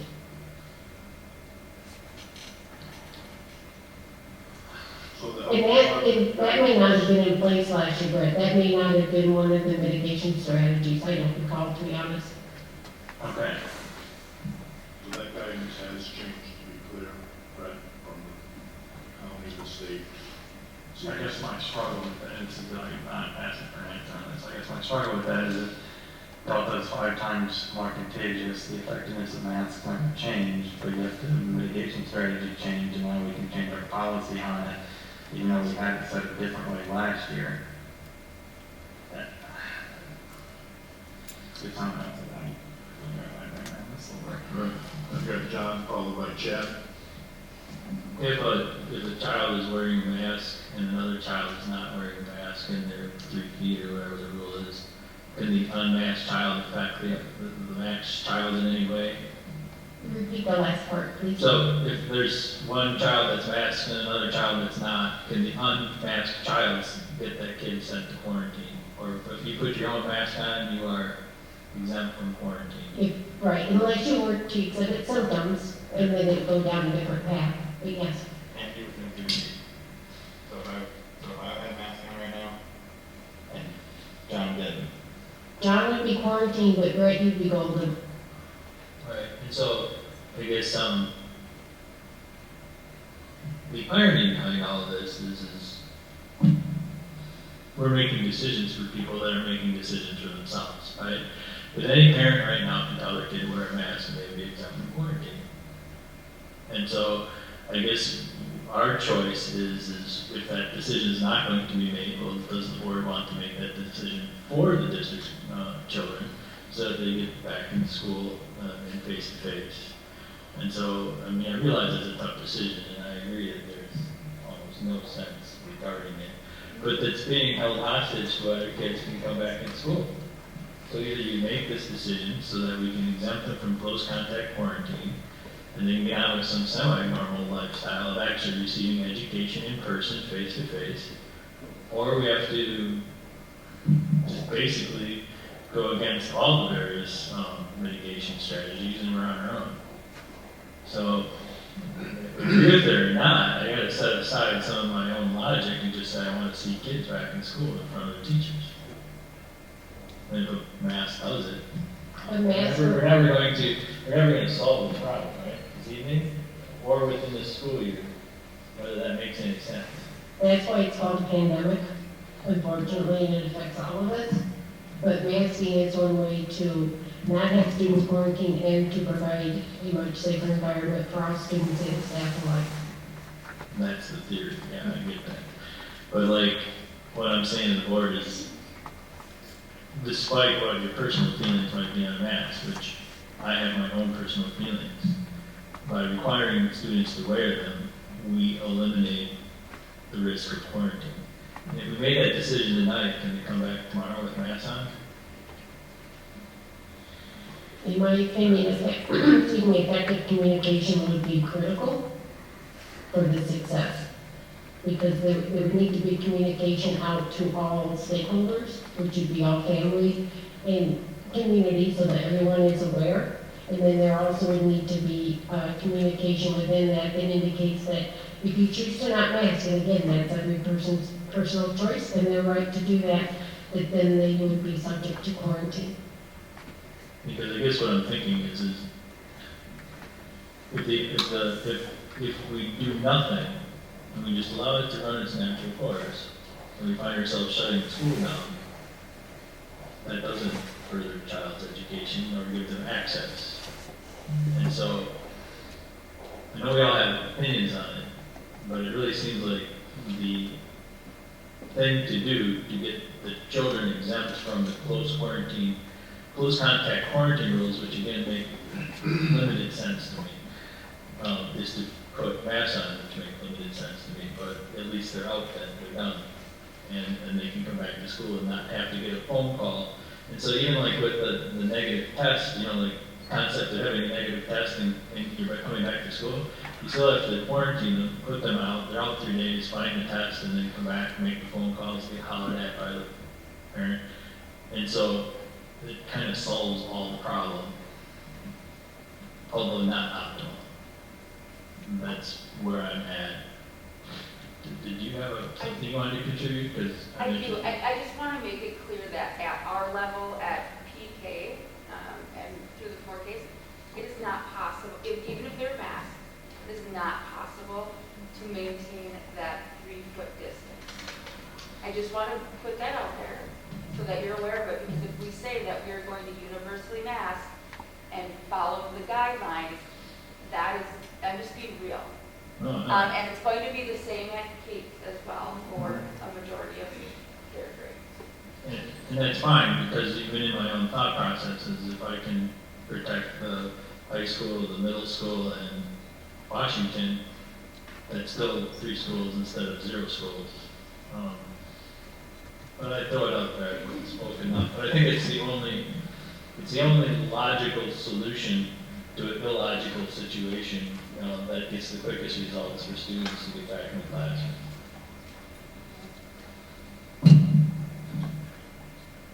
So I'd like to clarify what I heard from you, Mr. Smith. If the board would take some action with masking, what would happen to those that are close contact quarantined in the next few days that have, let's say, 7 days left on quarantine?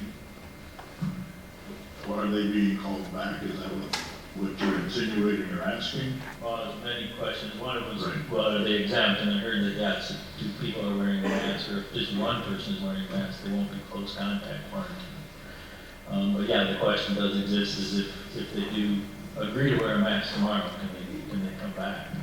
I don't think we have that answer. Yeah, I didn't hear that. That's why I was clarifying. If someone was mid-quarantine, not through their 14 days, if the board would take that action, could a student come back before 14 days being non-vaccinated? That person, only if that person were wearing a mask at the time of exposure. I wanted everyone to hear that because that was my understanding that I wanted. But I mean, then within 14 days, this problem would eventually flush itself out. If for those that were wearing masks, whatever day this would take effect, then they would not be contact traced moving forward. Mr. Murray, something to add? Yeah, I think it's important clarification that any parent can expand this. The term is universal masking. So in a situation where one is and one isn't, that doesn't accomplish what. And that's how it's settled right now.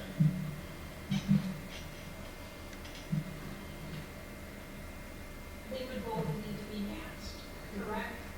In order for the child who was close contact, if the COVID positive case was masked and the close contact was masked, what happens?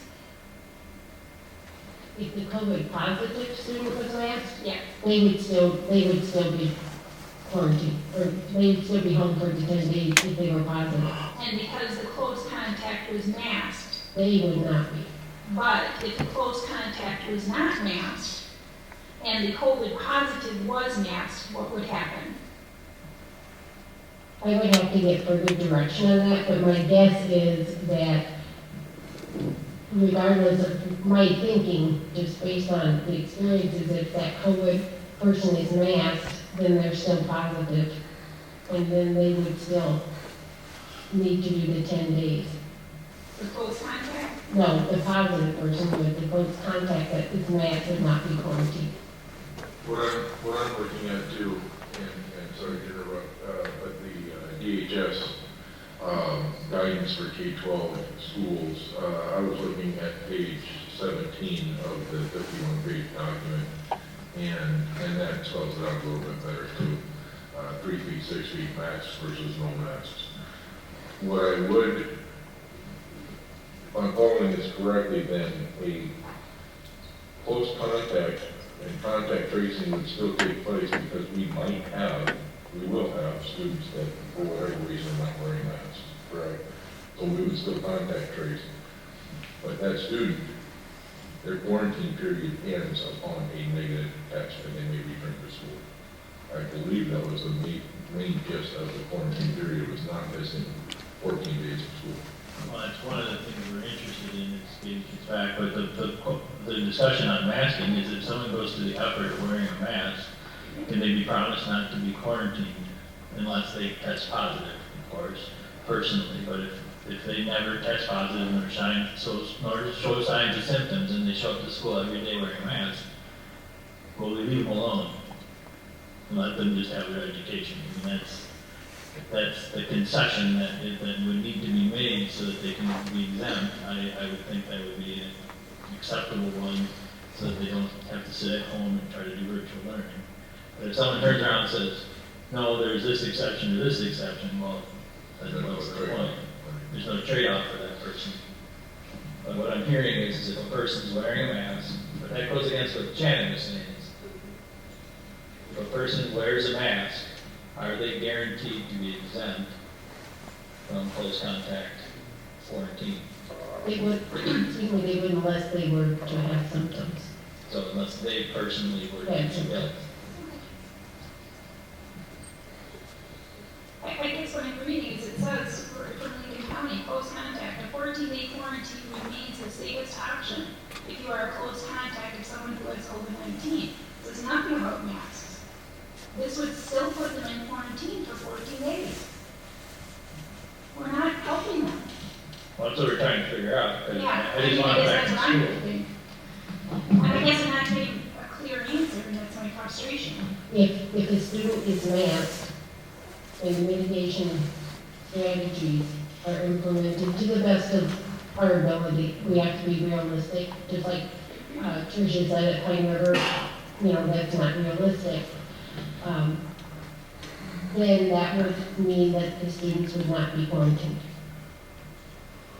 But that flies in the face of what Lincoln County has said. So that's where I'm confused. I just want a really succinct answer as to what would happen with these quarantines if they're masked or not masked. Because as you've heard me say, I don't support the masks, but I'm a reasonable human being, but I can't get an answer here as to what's going to happen.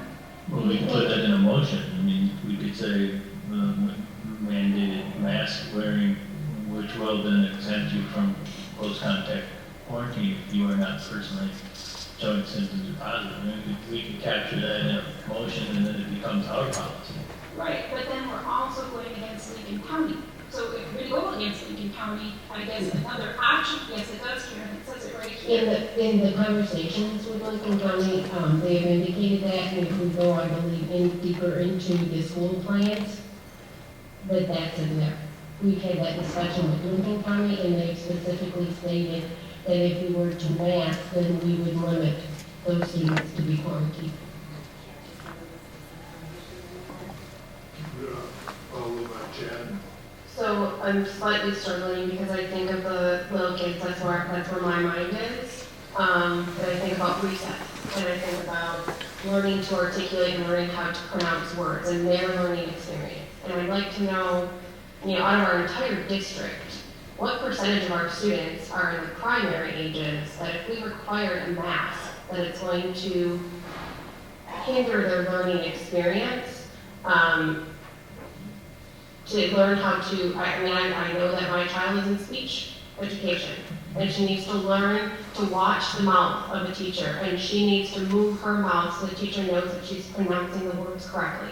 So I'm struggling not only from that point of view, but also they have recess. And while I think all of the schools have done a tremendous job, I will never discredit what they have done to provide safety measures through this pandemic.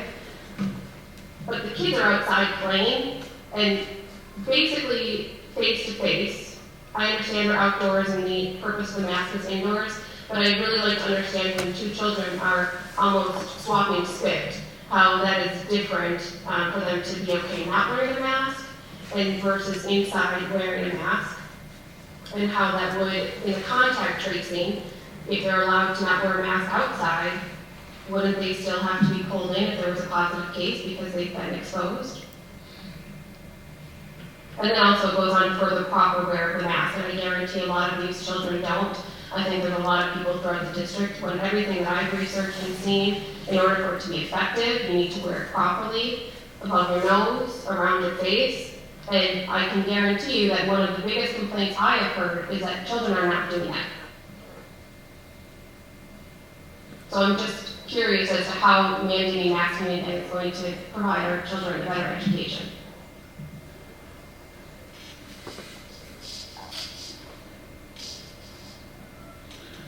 You're talking about education from not the instructional and achievement perspective, but wearing masks. If we're entertaining a potential, bringing back the mask to prevent quarantining situations, I'm trying to wrap my head around how that's actually providing a better learning experience for the children that are younger. I agree. That was never going to make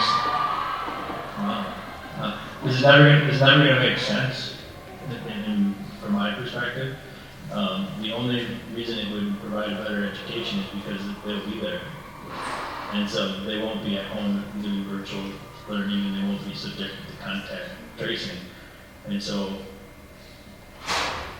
that's the only reason I would propose it, is if I could give a student some sort of leverage by which they get off the hook and leave me alone and let me come in and out of the building.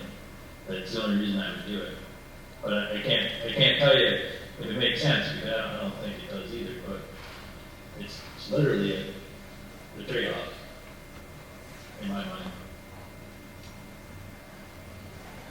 I would like to disagree, but I understand your point. I understand your point. I just feel like we're still doing a disservice. I agree, being in school is the best thing, and if we could get a negative test to show, if a parent chooses not to do a test, then that's their choice, and the child can remain quarantined for, it sounds like 10 days if they're symptomatic.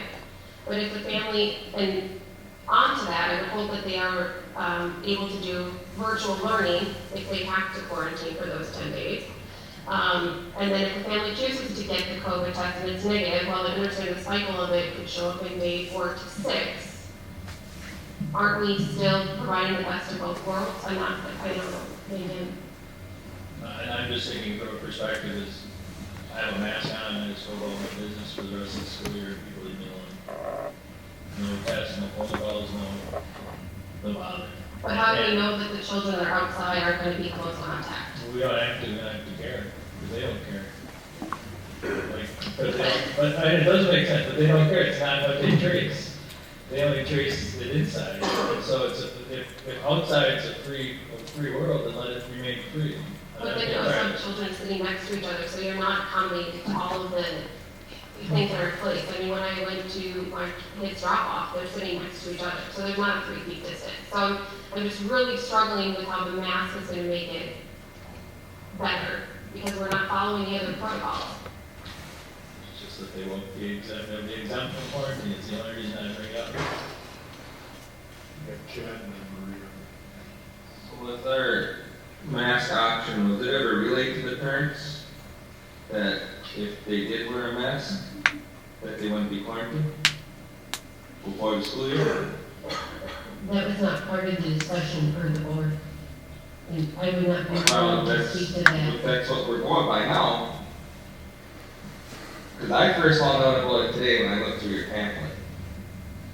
So that parents had no idea that their option with a mask, that they would have been able to not quarantine. I don't think it's so much as a mandate as we gotta get, as a district, we didn't get all the information that needed to be out there. The information on masking is universal masking. It's not where one person masks. It's- So that is what it's really based on, universal masking. I understand that, but I didn't know that. How many people on this board knew that if you would wear a mask, your kid would have to quarantine? Did any of you know that? That would not be just if it were based on some kids wearing one and some aren't. I'm going by your sheet that you sent me. But it says that if you, John just asked you, if the one kid wearing a mask, one kid's not, the kid wearing a mask does not get quarantined. If the board were to determine that there is universal masking. That's what you just, if right now with our policy, if a kid's wearing a mask, and if that kid's wearing a mask in close contact, he does not get quarantined. If the board were to have, but right now it's optional masks, so therefore in optional masking that would not apply. But if the board were to determine universal masking, which is one of the recommended mitigation strategies, then that would be the case. That's not what I'm asking. I'm asking right now, right as our policy says, I'm wearing a mask. He's not wearing a mask. Not if what the board says, what we have now. I won't get quarantined. So I have a mask on, according to the DPI pamphlet, correct? That would be up to the county. It goes back to, Chad, whether it's universal masking. I mean, semantics. We're going around the circle now. I mean, I'm not the end all be all to COVID. All I can do is take the information that's given to me and I'm act in that taking the capacity. information you're giving me, and I'm asking questions. So today, if you did a contact tracing, a kid was wearing a mask today, is he quarantined? I guess we'd have to discuss that, because I can tell you the percentage of students wearing masks is very, very low. We had to ask Ryan or Shannon, we've had all the administrators speak today, so we certainly could ask the boots on the ground who are contact tracing what their current procedures are to answer Chad's question. So I'll call Ryan up, see at the most cases, if he doesn't mind, or Shannon, to speak toward contact tracing of, if it is the exception, a student or a staff member wearing a mask, do they fall under the quarantine guidelines?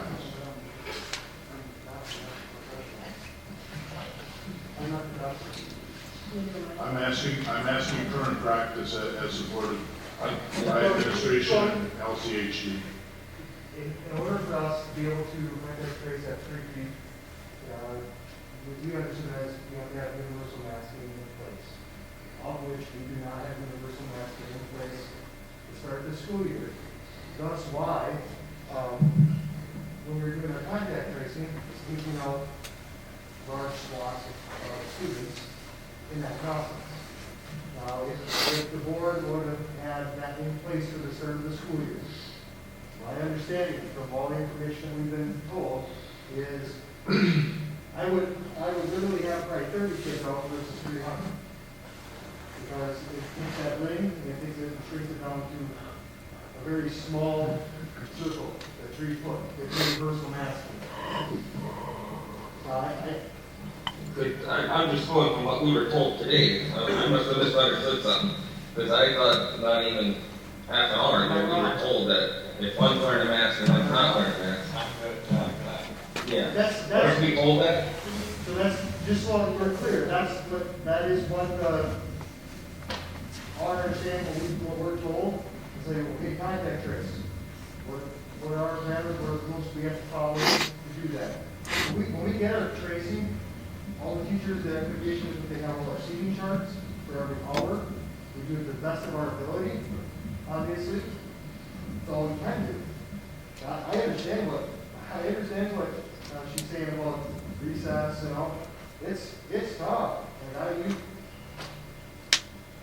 And when it comes to our buildings too, we just don't have the square footage of some of our classrooms to go with the 6 feet with the masking, does universal masking. And I just shared a resource that may be helpful to you via email.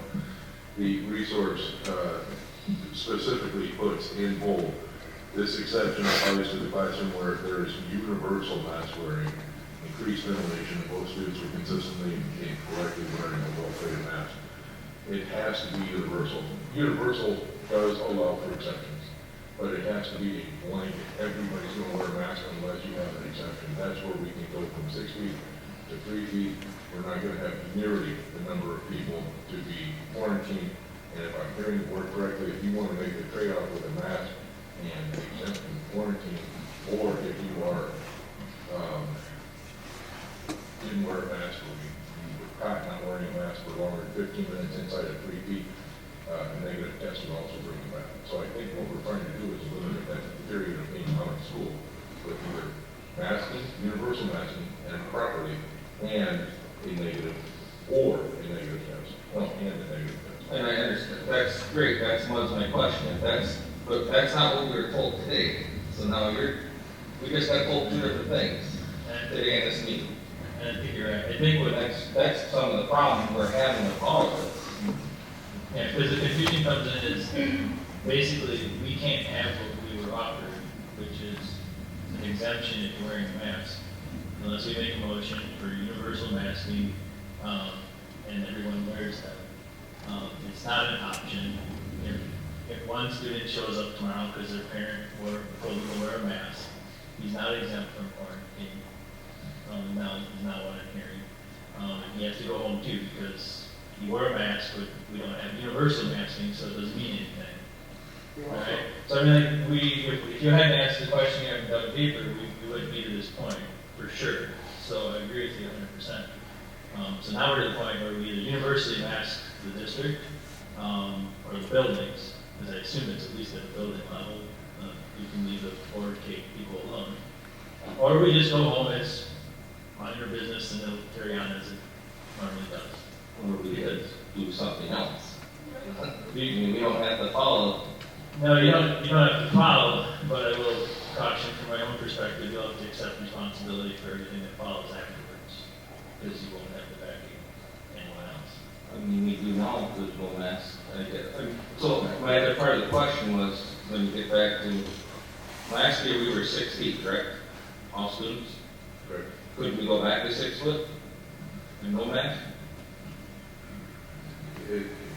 But now we fall in those parameters. We don't have classrooms big enough for 6 feet. How did we have it last year, not this year? I'm always told our district is getting smaller. We did as good a job as we could with our mitigation strategies last year. We tried to maintain 6 foot to the best of our ability. If we do it all the time, absolutely not. we did not do that in the classroom 6 feet. It's impossible. Because the classroom we had, 30 kids, there's no way. So then we didn't follow. We followed it when we had positives. We weren't moving. I have the whole school, we had the school built it differently in cohorts, smaller groups, to contain it. And it worked.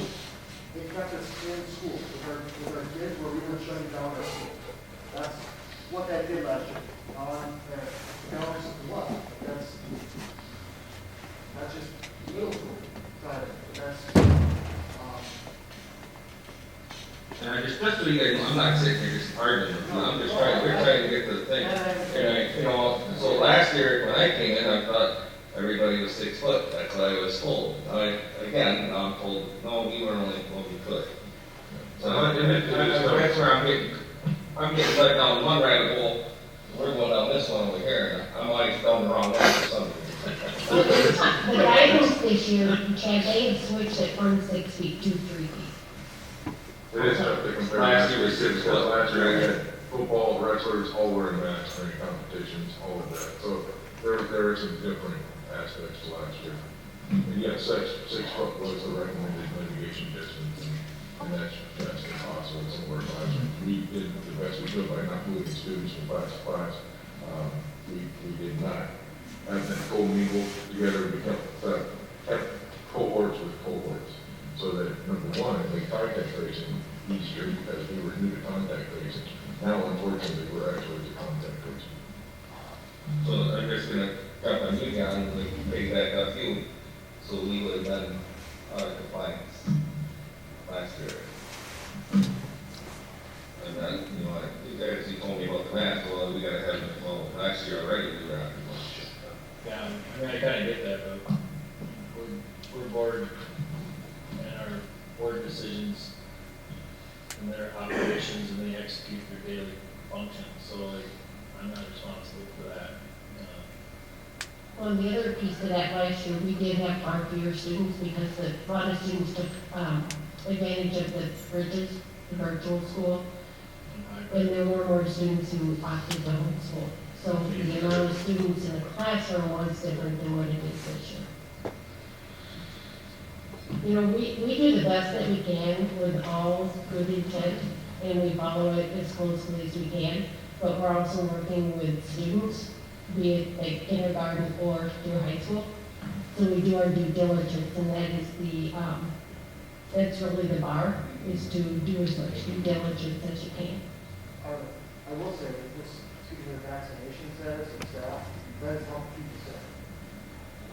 Just because that's why I wouldn't want to be able to come around everybody that had COVID or has had it or contact tracing.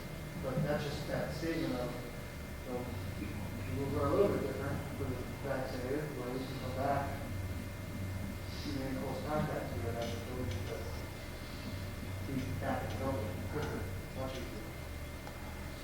We do have students that are vaccinated. They are on the list, they are, they have to mask up. So it's a period of time. They're in the building. It's universal. What are we gonna do with the people that got the medical, I don't need one. Okay. So now we're going down that road again. I'm wearing mine, Brett's got the medical, now I'm gonna get quarantined because he ain't wearing it. That's where the masking and the hands, in my mind, the masking is not the hands. I mean, because you're always gonna have, I guarantee you're gonna have kids come right away, and you're gonna be overloaded with medical. You're gonna hate this answer, but the universal mask policy exempts all those kids, and that doesn't make sense, and so if you are wearing a mask, you're fine. Doesn't make any sense. Not according to this. I can't answer that specifically without asking Lincoln County Health Department. My best educated guess is they would say that if a person were not masked, be it an exemption or person, you know, that type of thing, that they would be subject to quarantine. They would be, but not the They mask. would be. Because it has to do with whether it's universally applied. And so if there are people with exemptions, they just don't count against it. And so I know it doesn't make sense to me either, but It's still universal. I'll try to answer.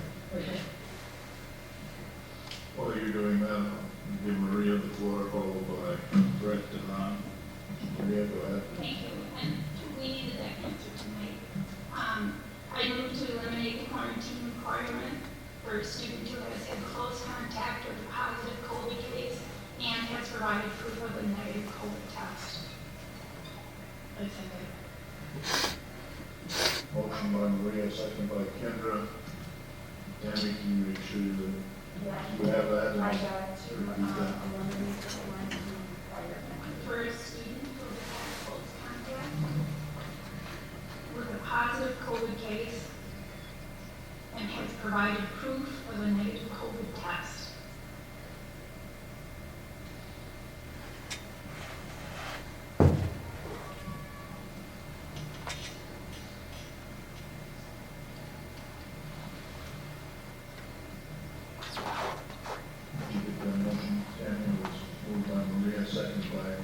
Kendra, at this time, I allow for questions or discussion on that motion. And could you repeat that, please? Motion by Maria Volpe to eliminate the quarantine requirement for a student that has had close contact with a positive COVID case and has provided proof of a negative COVID test. And second by Any additional discussion or questions on this motion?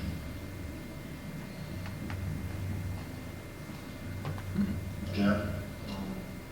On that, it would be, they decide not to get tested, it's on the parent, they'd be quarantined, correct? Right, they would have to show the negative COVID test, the negative result. So that answers his question. No negative test result, 14 days. Yep. John, you had a question as well? Do we call what we do quarantine in the school setting? John's question was, in the school setting, do we call what we're doing quarantining for the close contact in the line list? Like, are we quarantining? Or We are providing the contact list to the county is quarantined. I can change the motion to eliminate the enforcement of the quarantine. like the absences, something of that nature? I'm just Right, helping trying the to- motion, because we don't have the power to quarantine, but we do have the power to exclude them from school. Right. If it can be wordsmithed, go for it. How would you like that amended, Maria, to capture that, because Tammy's wanting to make sure she gets that correct? I guess I would say the enforcement, I would, again, if anyone has other suggestion, I move to eliminate the quarantine enforcement for a student who has had close contact and then the rest of the student. Maria, is there? You can't obviously eliminate the quarantine period or the enforcement of like Merrill PD if they decided to, to be had by the school district at the end. Sure, yeah. Or if they can reverse it and flip it and say they may be in attendance with the, rather than saying no quarantine. Sure.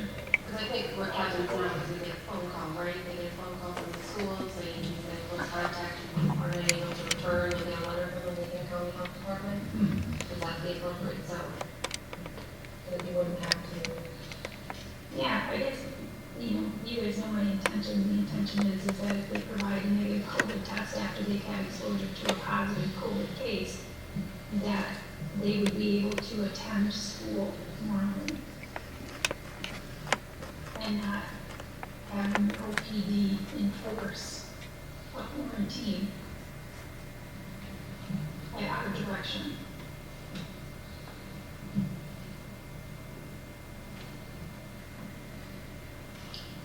Ron, with the question? I don't know if we have the power to tell our PD what they can do, or we can tell Lincoln County Health Department what they can do, but they can't. But we decided that we could tell Merrill PD to enforce our rule. Sure, because we're following the recommendation, but that's still up to us. You could make a rule, but that's gonna be up to Merrill PD and Health Department, when they're going to follow our rule. Sure, if the health department tells Merrill PD to go enforce it, I get what you're saying. Yeah. So it's a moot point, basically. But on Merrill PD part, I get what you're saying now. It's a moot point. By saying Because anything about Merrill PD, yes. any way you look at it, it's a moot point. Because Merrill PD and the Health Department's gonna do what they want, they're not gonna listen to us. No. They don't have to. Right, and we don't have to listen to the county recommendation, because that's what I was Eddie, did you have a point of clarification before I call on John Smith? Just really quick, so last year I had an individual staff member actually come to, Mr. Murray sent the individual home. The individual, I believe, got a negative test, and then tried to come back 3 days later, still extent where, again, basically I sent home again, and then came to my office, had involved in the whole 9 yards, sent her home again, and got tested positive 2 days later. So I would just draft whatever the message or whatever the motion would prove that there's still some level of discretion that, for example, to send somebody home, even though they may have that negative test, if they're making that whole classroom of people uncomfortable because they can't stop coughing or, look like plague at them, can we send them? But From as an an employee HR perspective. professional, you still can do that, can you not? If somebody I comes think to it's a staff member, I'm just trying to cover you guys for students because You do it now. If a student were sick, they would be sent home. I get a call from my daughter's school if they think she doesn't look right and they say come and pick her up. I mean, that was pre-COVID, that's during COVID, that's just a standard practice, I guess, I would think. John, do you agree? Yeah, and it goes back to pre-COVID. The only thing that is still confusing is we'll handle employees just like we'll handle students that don't look good and they appear to be contagious with whatever. I don't even call it COVID, but I think with students then it's going to be real important, especially if they have 2 or more of those symptoms, that they get a negative test. If we send them home, we would recommend to the parents, please get your child tested. If they come back negative, then they're fine. But if they're not looking good, like in Eddie's example, they're still contagious with some, you know what I mean? And I don't think anybody's gonna learn or teach well if they're not feeling good, no matter what they may have. Severe allergies to influenza, to COVID. I mean, I think, you're meaning too, if somebody still has symptoms, you don't want them in school, do you? So, I mean, that's, symptoms like 10 days, right? yeah, so I mean, that's, If they had symptoms, 2 symptoms of COVID, they still have to either produce the negative or they have 10 days of quarantine, so those symptoms are still present. They still can't come back to school. I mean, it's just common sense to stay home if you're sick. And then at least we know that they've been tested, they're negative for COVID, but if they're still coughing and hacking and fever and everything else, we're gonna keep them home. But I think we're just clarifying this, and if there's a splitting hairs, but we're all coming to an understanding. Right. To make sure that the motion reads correctly. Right, and the motion has to do with, I just want to repeat, for quarantine, right? Motion, you're speaking about quarantine. Right, so the other pieces would still all be in place. Ms. Lovey, would you entertain a friendly amendment? Absolutely. All right. How about, as a result of symptomatic release to home or a close contact quarantine, move to allow re-entry into school the day following the proof of a negative COVID test or no active symptoms.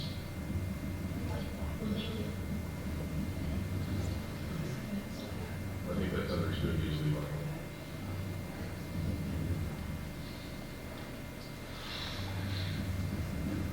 Tammy, were you able to capture that? Can you repeat that, please?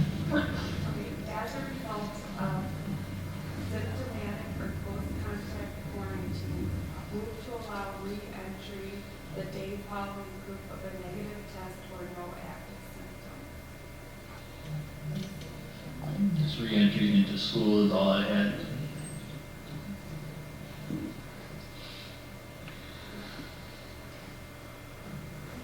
Marie and Kendra, is it acceptable to bring the amendment? Yes. Did you have a question? Jake, want to make sure. Shannon? At the risk of being on over, did it say, and no negative symptoms instead of or? Because right now, like, no negative symptoms, and no testing. I did have and on the sheet of paper. Sorry. But what if I have a, what if Right, I'm see it, right. But if I'm sick and I know that my symptoms are not COVID, if I have a cough but it's not COVID, shouldn't I be able to come back to school? Then you would normally have a doctor's excuse, right? What? You normally have a doctor's excuse at that point? If I have a cough, right? Right now, cough is one symptom, you get sent home. Right, cough isn't necessary. Well, we have teachers come back There's to two school all the symptoms time. on one with side, COVID, and they get- one symptom on this side that says if you have this, you go home with just with one symptom. So cough is a one symptom. Okay, and if you come to Kate, you're gonna hear a million coughs, right? Like during they have allergies, whatever. So if you have a cough, and I have to wait until the cough is gone before that child can return, even if it's negative, that cough could last months.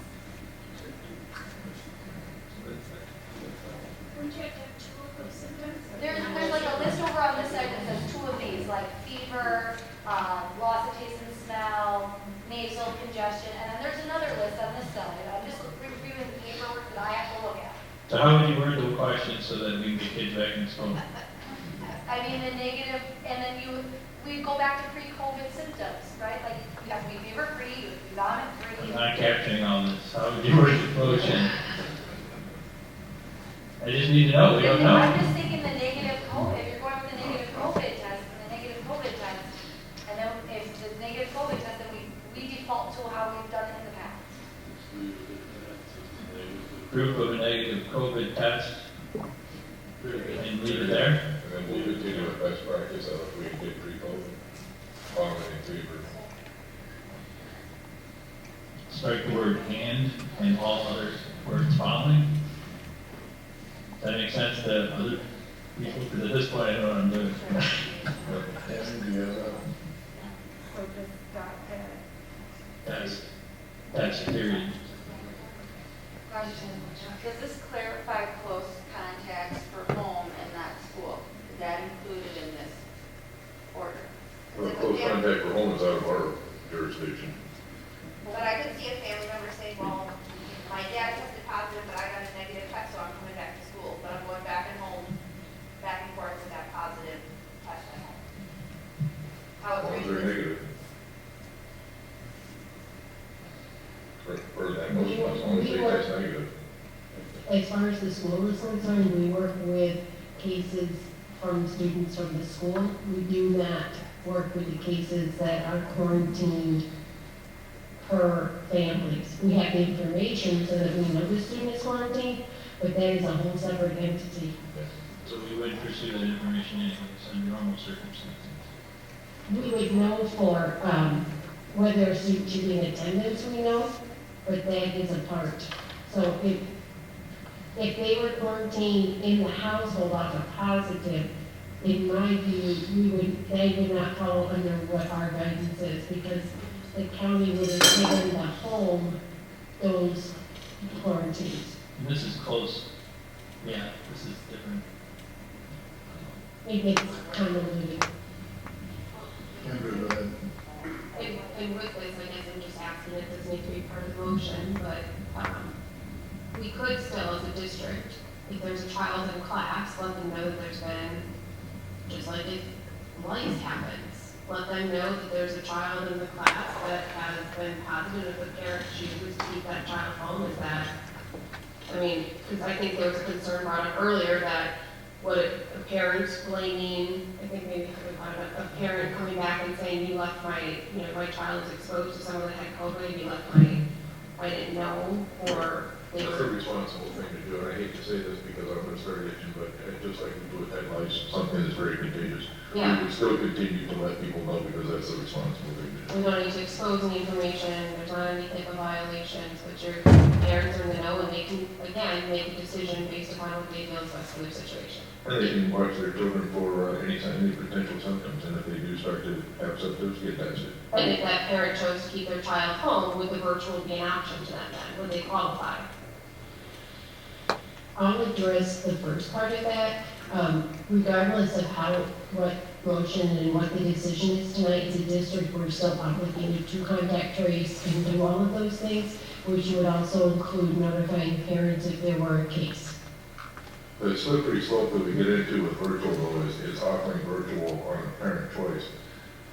We're saying face to face, and the only time that you're allowed to do virtual is if we have not allowed you to come to school. And so now that we've got more students coming to school, I just don't think it's fair to our teachers and our entire system that parents choose virtual. I don't disagree, I just feel like it could be a question, so I want to make sure that we, again, we're covering all bases, so it's just one other component. And we'll notify if somebody is just like we always do, they can watch your symptoms, keep an eye on things. It's kind of a heads up, but hopefully it's not a reason for them to pull their child out of school because they're not going to get any free money when they come back. Yeah.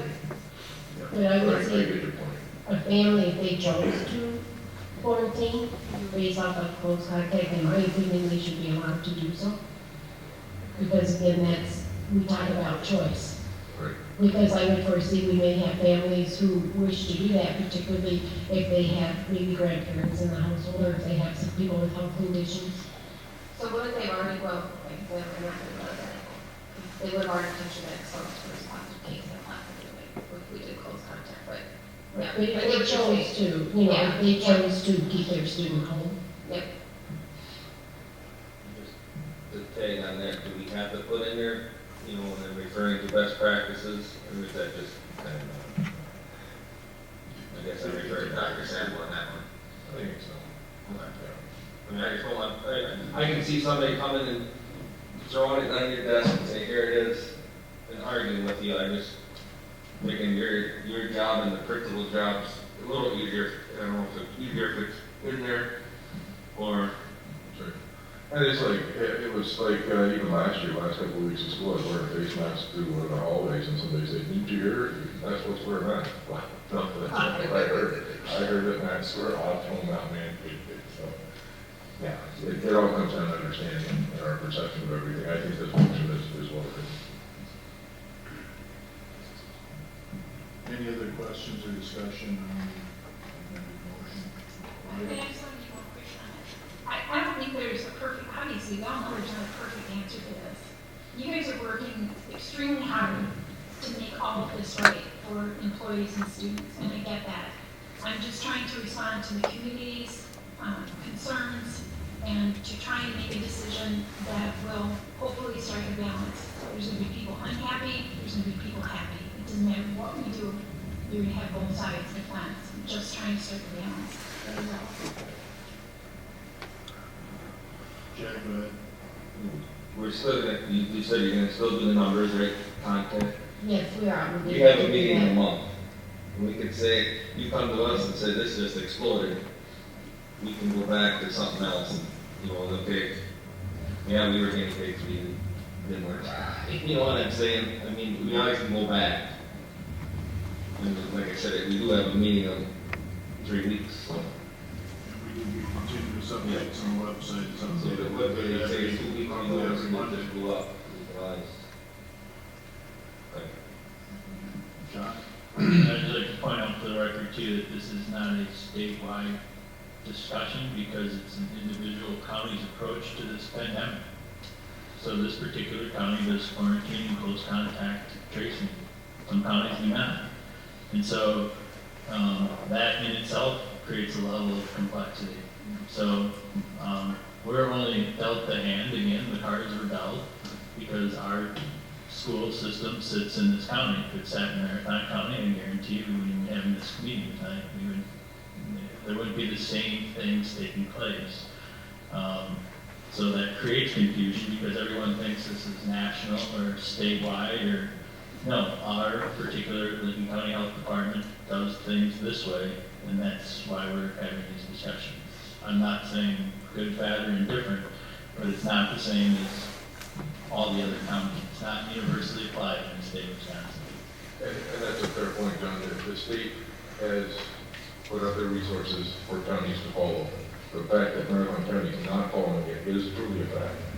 They've got turnover, they've got other issues. I wouldn't want to be Marathon County. I just wouldn't. But you're right, that there's inconsistencies. Doesn't mean that they're doing the right thing. It just means that they're facing other factors right now, and they are not doing Lincoln County, Marathon County, no difference. Absolutely. Yeah, I mean, it just needs to be said who's the authorities that are governing the people in these various counties. Because for our parents, they may question why we struggle with these issues when all our neighbors to the south don't. It's because they live in a different county, and I can't do anything about that. And I can't do anything about county level government, because I'm only elected to sit at the school board. And so those kind of things are healthy to discuss, because at the end of the day, we have to make our decision to go home, county, and the county board, and the county board of health, and all those people who have their responsibilities and their authorities, they gotta do their work, but that we're independent.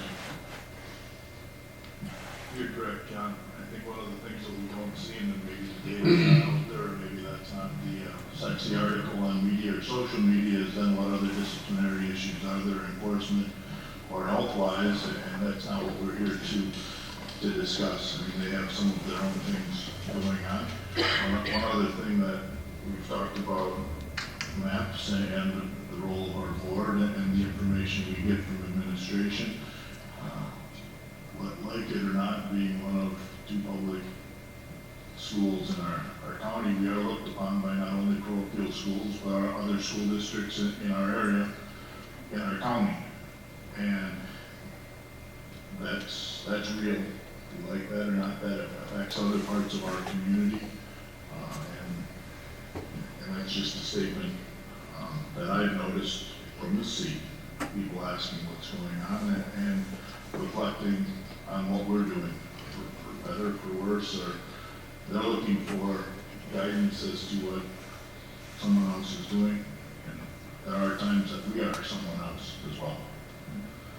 That said, before I call on you, Heather wanted to say something. Heather, if you wanted something, I'll give you a quick moment. We just have a clarifying question. When is this going to affect? Because the parents will be notified tonight that they've already had a negative test. Should we be agreeing for them to return to school tomorrow? Right? Because some teachers might be out, but their student is responsible. We just have to be prepared. If we'll have kids coming back already tomorrow. Karen and or Dr. Sample, do we have a line in the sand to make that saying that this has, the motion does pass, when could we add a as of date for return or currently? I think tomorrow, in all honesty, we need to be in communication with Lincoln County Health Department, because this also has an impact on their record keeping. So I would suggest it does not become effective tomorrow, to give them time to be able to look at how they're doing things as far as the record keeping, and determining how this is going to be implemented on their side as well. If we could pick a date that's more than, a little greater than 14 days out, with more wishes, we could choose Monday, October 18th. That's,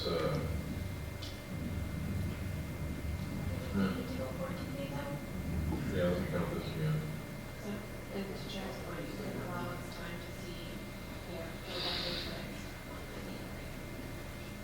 Our meeting would be on the 20th, so it's like we could check in and see how it, so it would actually be a month and a half before we say. Monday, the 18th is the closest Monday following 14 days. We can be sooner than that. I just know that we're going to need some time. We'll get the message out as soon as we possibly can. So there isn't any way to implement this coming Monday, or Tuesday right now? So we're going to contact Trace. Karen, do you think that that's possible? That gives kind of about 3 working days. I think that's realistic. I think we just have to know, they're going to have to come up with a way, because the other piece is, there's going to have to be documentation of that negative test, where they're going to receive the results of that test. Either the parent will and they can provide that documentation, or that documentation goes to the county. But we would accept that too, just like Yes. before some parents go ahead and get to you folks and say, here's the new Right. test. But I'd like to have a discussion with them so that they know how they're going to monitor that as well. So a friendly amendment for return on October 4th, Monday, October 4th. Is that what I heard?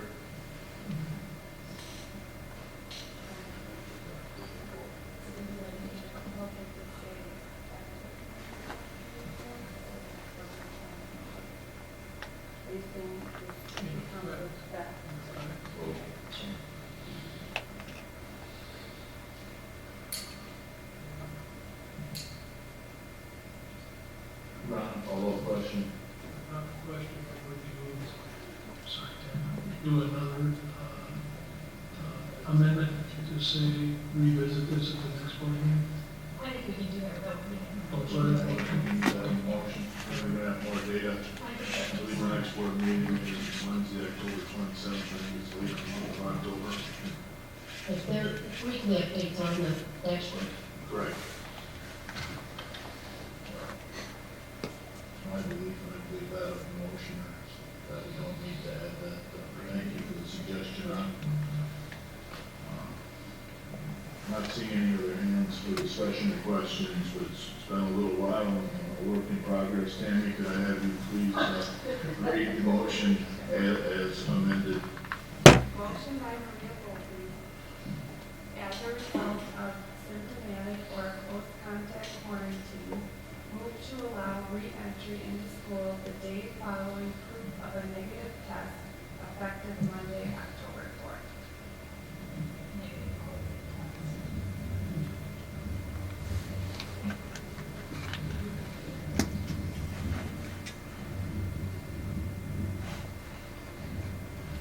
That captures that, correct, Maria and Kendra? All right, can we have a roll call vote on that, please, Sam? Mark Ashbeck, Aye. Jack Krieger, Aye. Ron Liberty, Kendra Osmer, Aye. John Smith, Aye. Maria Volpe, Brett Waller, Aye. Kevin Blake. Aye. Motion carries unanimously on a roll call vote. This time I would ask if there was additional motions tied to this, Mr. Smith? Do we have a need to create some type of motion for reintake procedures, which may include monitoring for fever, questions, or, like when we go to the doctor's office, in order to get through the door, someone at least make sure that we don't have symptoms, so like, or is that just something that we can do on our own? That's already in place with the self-monitoring that should be done at home. And if then the other piece of that is if a student or staff member were to come in sick, then they would be sent for nursing services to determine what. I guess my question is like, let's say you qualify now, you have your negative COVID test and you're coming back. Like, do we want some sort of period of time, either like when they come back to take their temperature, ask them if they've had symptoms in the last 24 hours, and then do that for 3 or 5 days, whatever, afterwards? They would self-monitor. Well, they would say they would self-monitor. I guess I'm asking them if we want some sort of required monitoring. I think that would be hard to implement, to be very honest. Okay. So you expect there to be an overwhelming number of negative COVID tests presented for reentry that we wouldn't want to capture some sort of health screening information like at the clinic? It would impede the process that much? I just think it's hard to, I think it'd be hard to implement. I really do, but, you know, that's up to you. You know, we ask the person to self-monitor at home. We ask, you know, a person to stay home if they're sick. So if they come back with that negative test, unless they would present with symptoms, that would be the standard protocol. On most occasions, and I'm trying to over-dissect this probably, most occasions we know when a child's not feeling good, especially the younger the child, even an older child, if they've got a fever or something like that. And we're gonna, it'll be business as usual with that practice of monitoring their health. I'm just trying to figure out the tracking and the charting of students coming back, what date they came back, when they're no longer tracked and charted, those types of things. So logistically, I don't know, or I don't plan yet for that. I was thinking just along the lines, okay, it's a Tuesday, you get a phone call, I get a negative test, oh great, what's the operational functionality of that? You fax it, email it, scan it, does the kid show up with a negative test on Wednesday? When they show up with the negative test as a piece of paper, is it possible then to at least ask some screening questions to make sure that you're re-entering a kid that doesn't have the symptoms? Or, I mean, is there value to that? Otherwise, you flash your COVID test as you walk past the office. I mean, like, there needs to be some sort of process and procedure placed around it. And of course, that's outside the scope of the board, I don't care for just that there is some sort of process and procedure placed around it. The accountability to the negative test and that student success moving forward the next few years. Right. And they will not identify it. With a negative test, we're gonna know who those students are. I'm just thinking of the sheer magnitude of students to track that. But no, I think that goes down with best practice of just making sure we've got a safe learning environment. So yeah, I just don't know the logistics right now. As I say, maybe some type of brief administrative guideline that would go along with this, so that you can at least capture it to make sure that the process and procedure of reentry is defined rather than just whatever each individual building decides to do.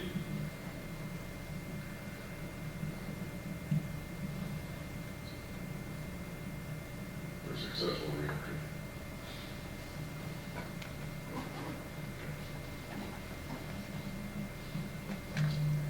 Any additional recommendations or motions covering any other parts of the procedures or protocols as they stand for COVID-19 in our district?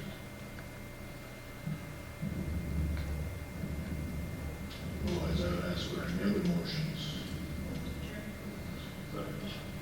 Motion by Maria, second by Nubbs to adjourn at 8:06 p.m. All those in favor signify by saying aye. Aye. Anyone opposed? Motion carries. We are adjourned. Thank you all for your attendance.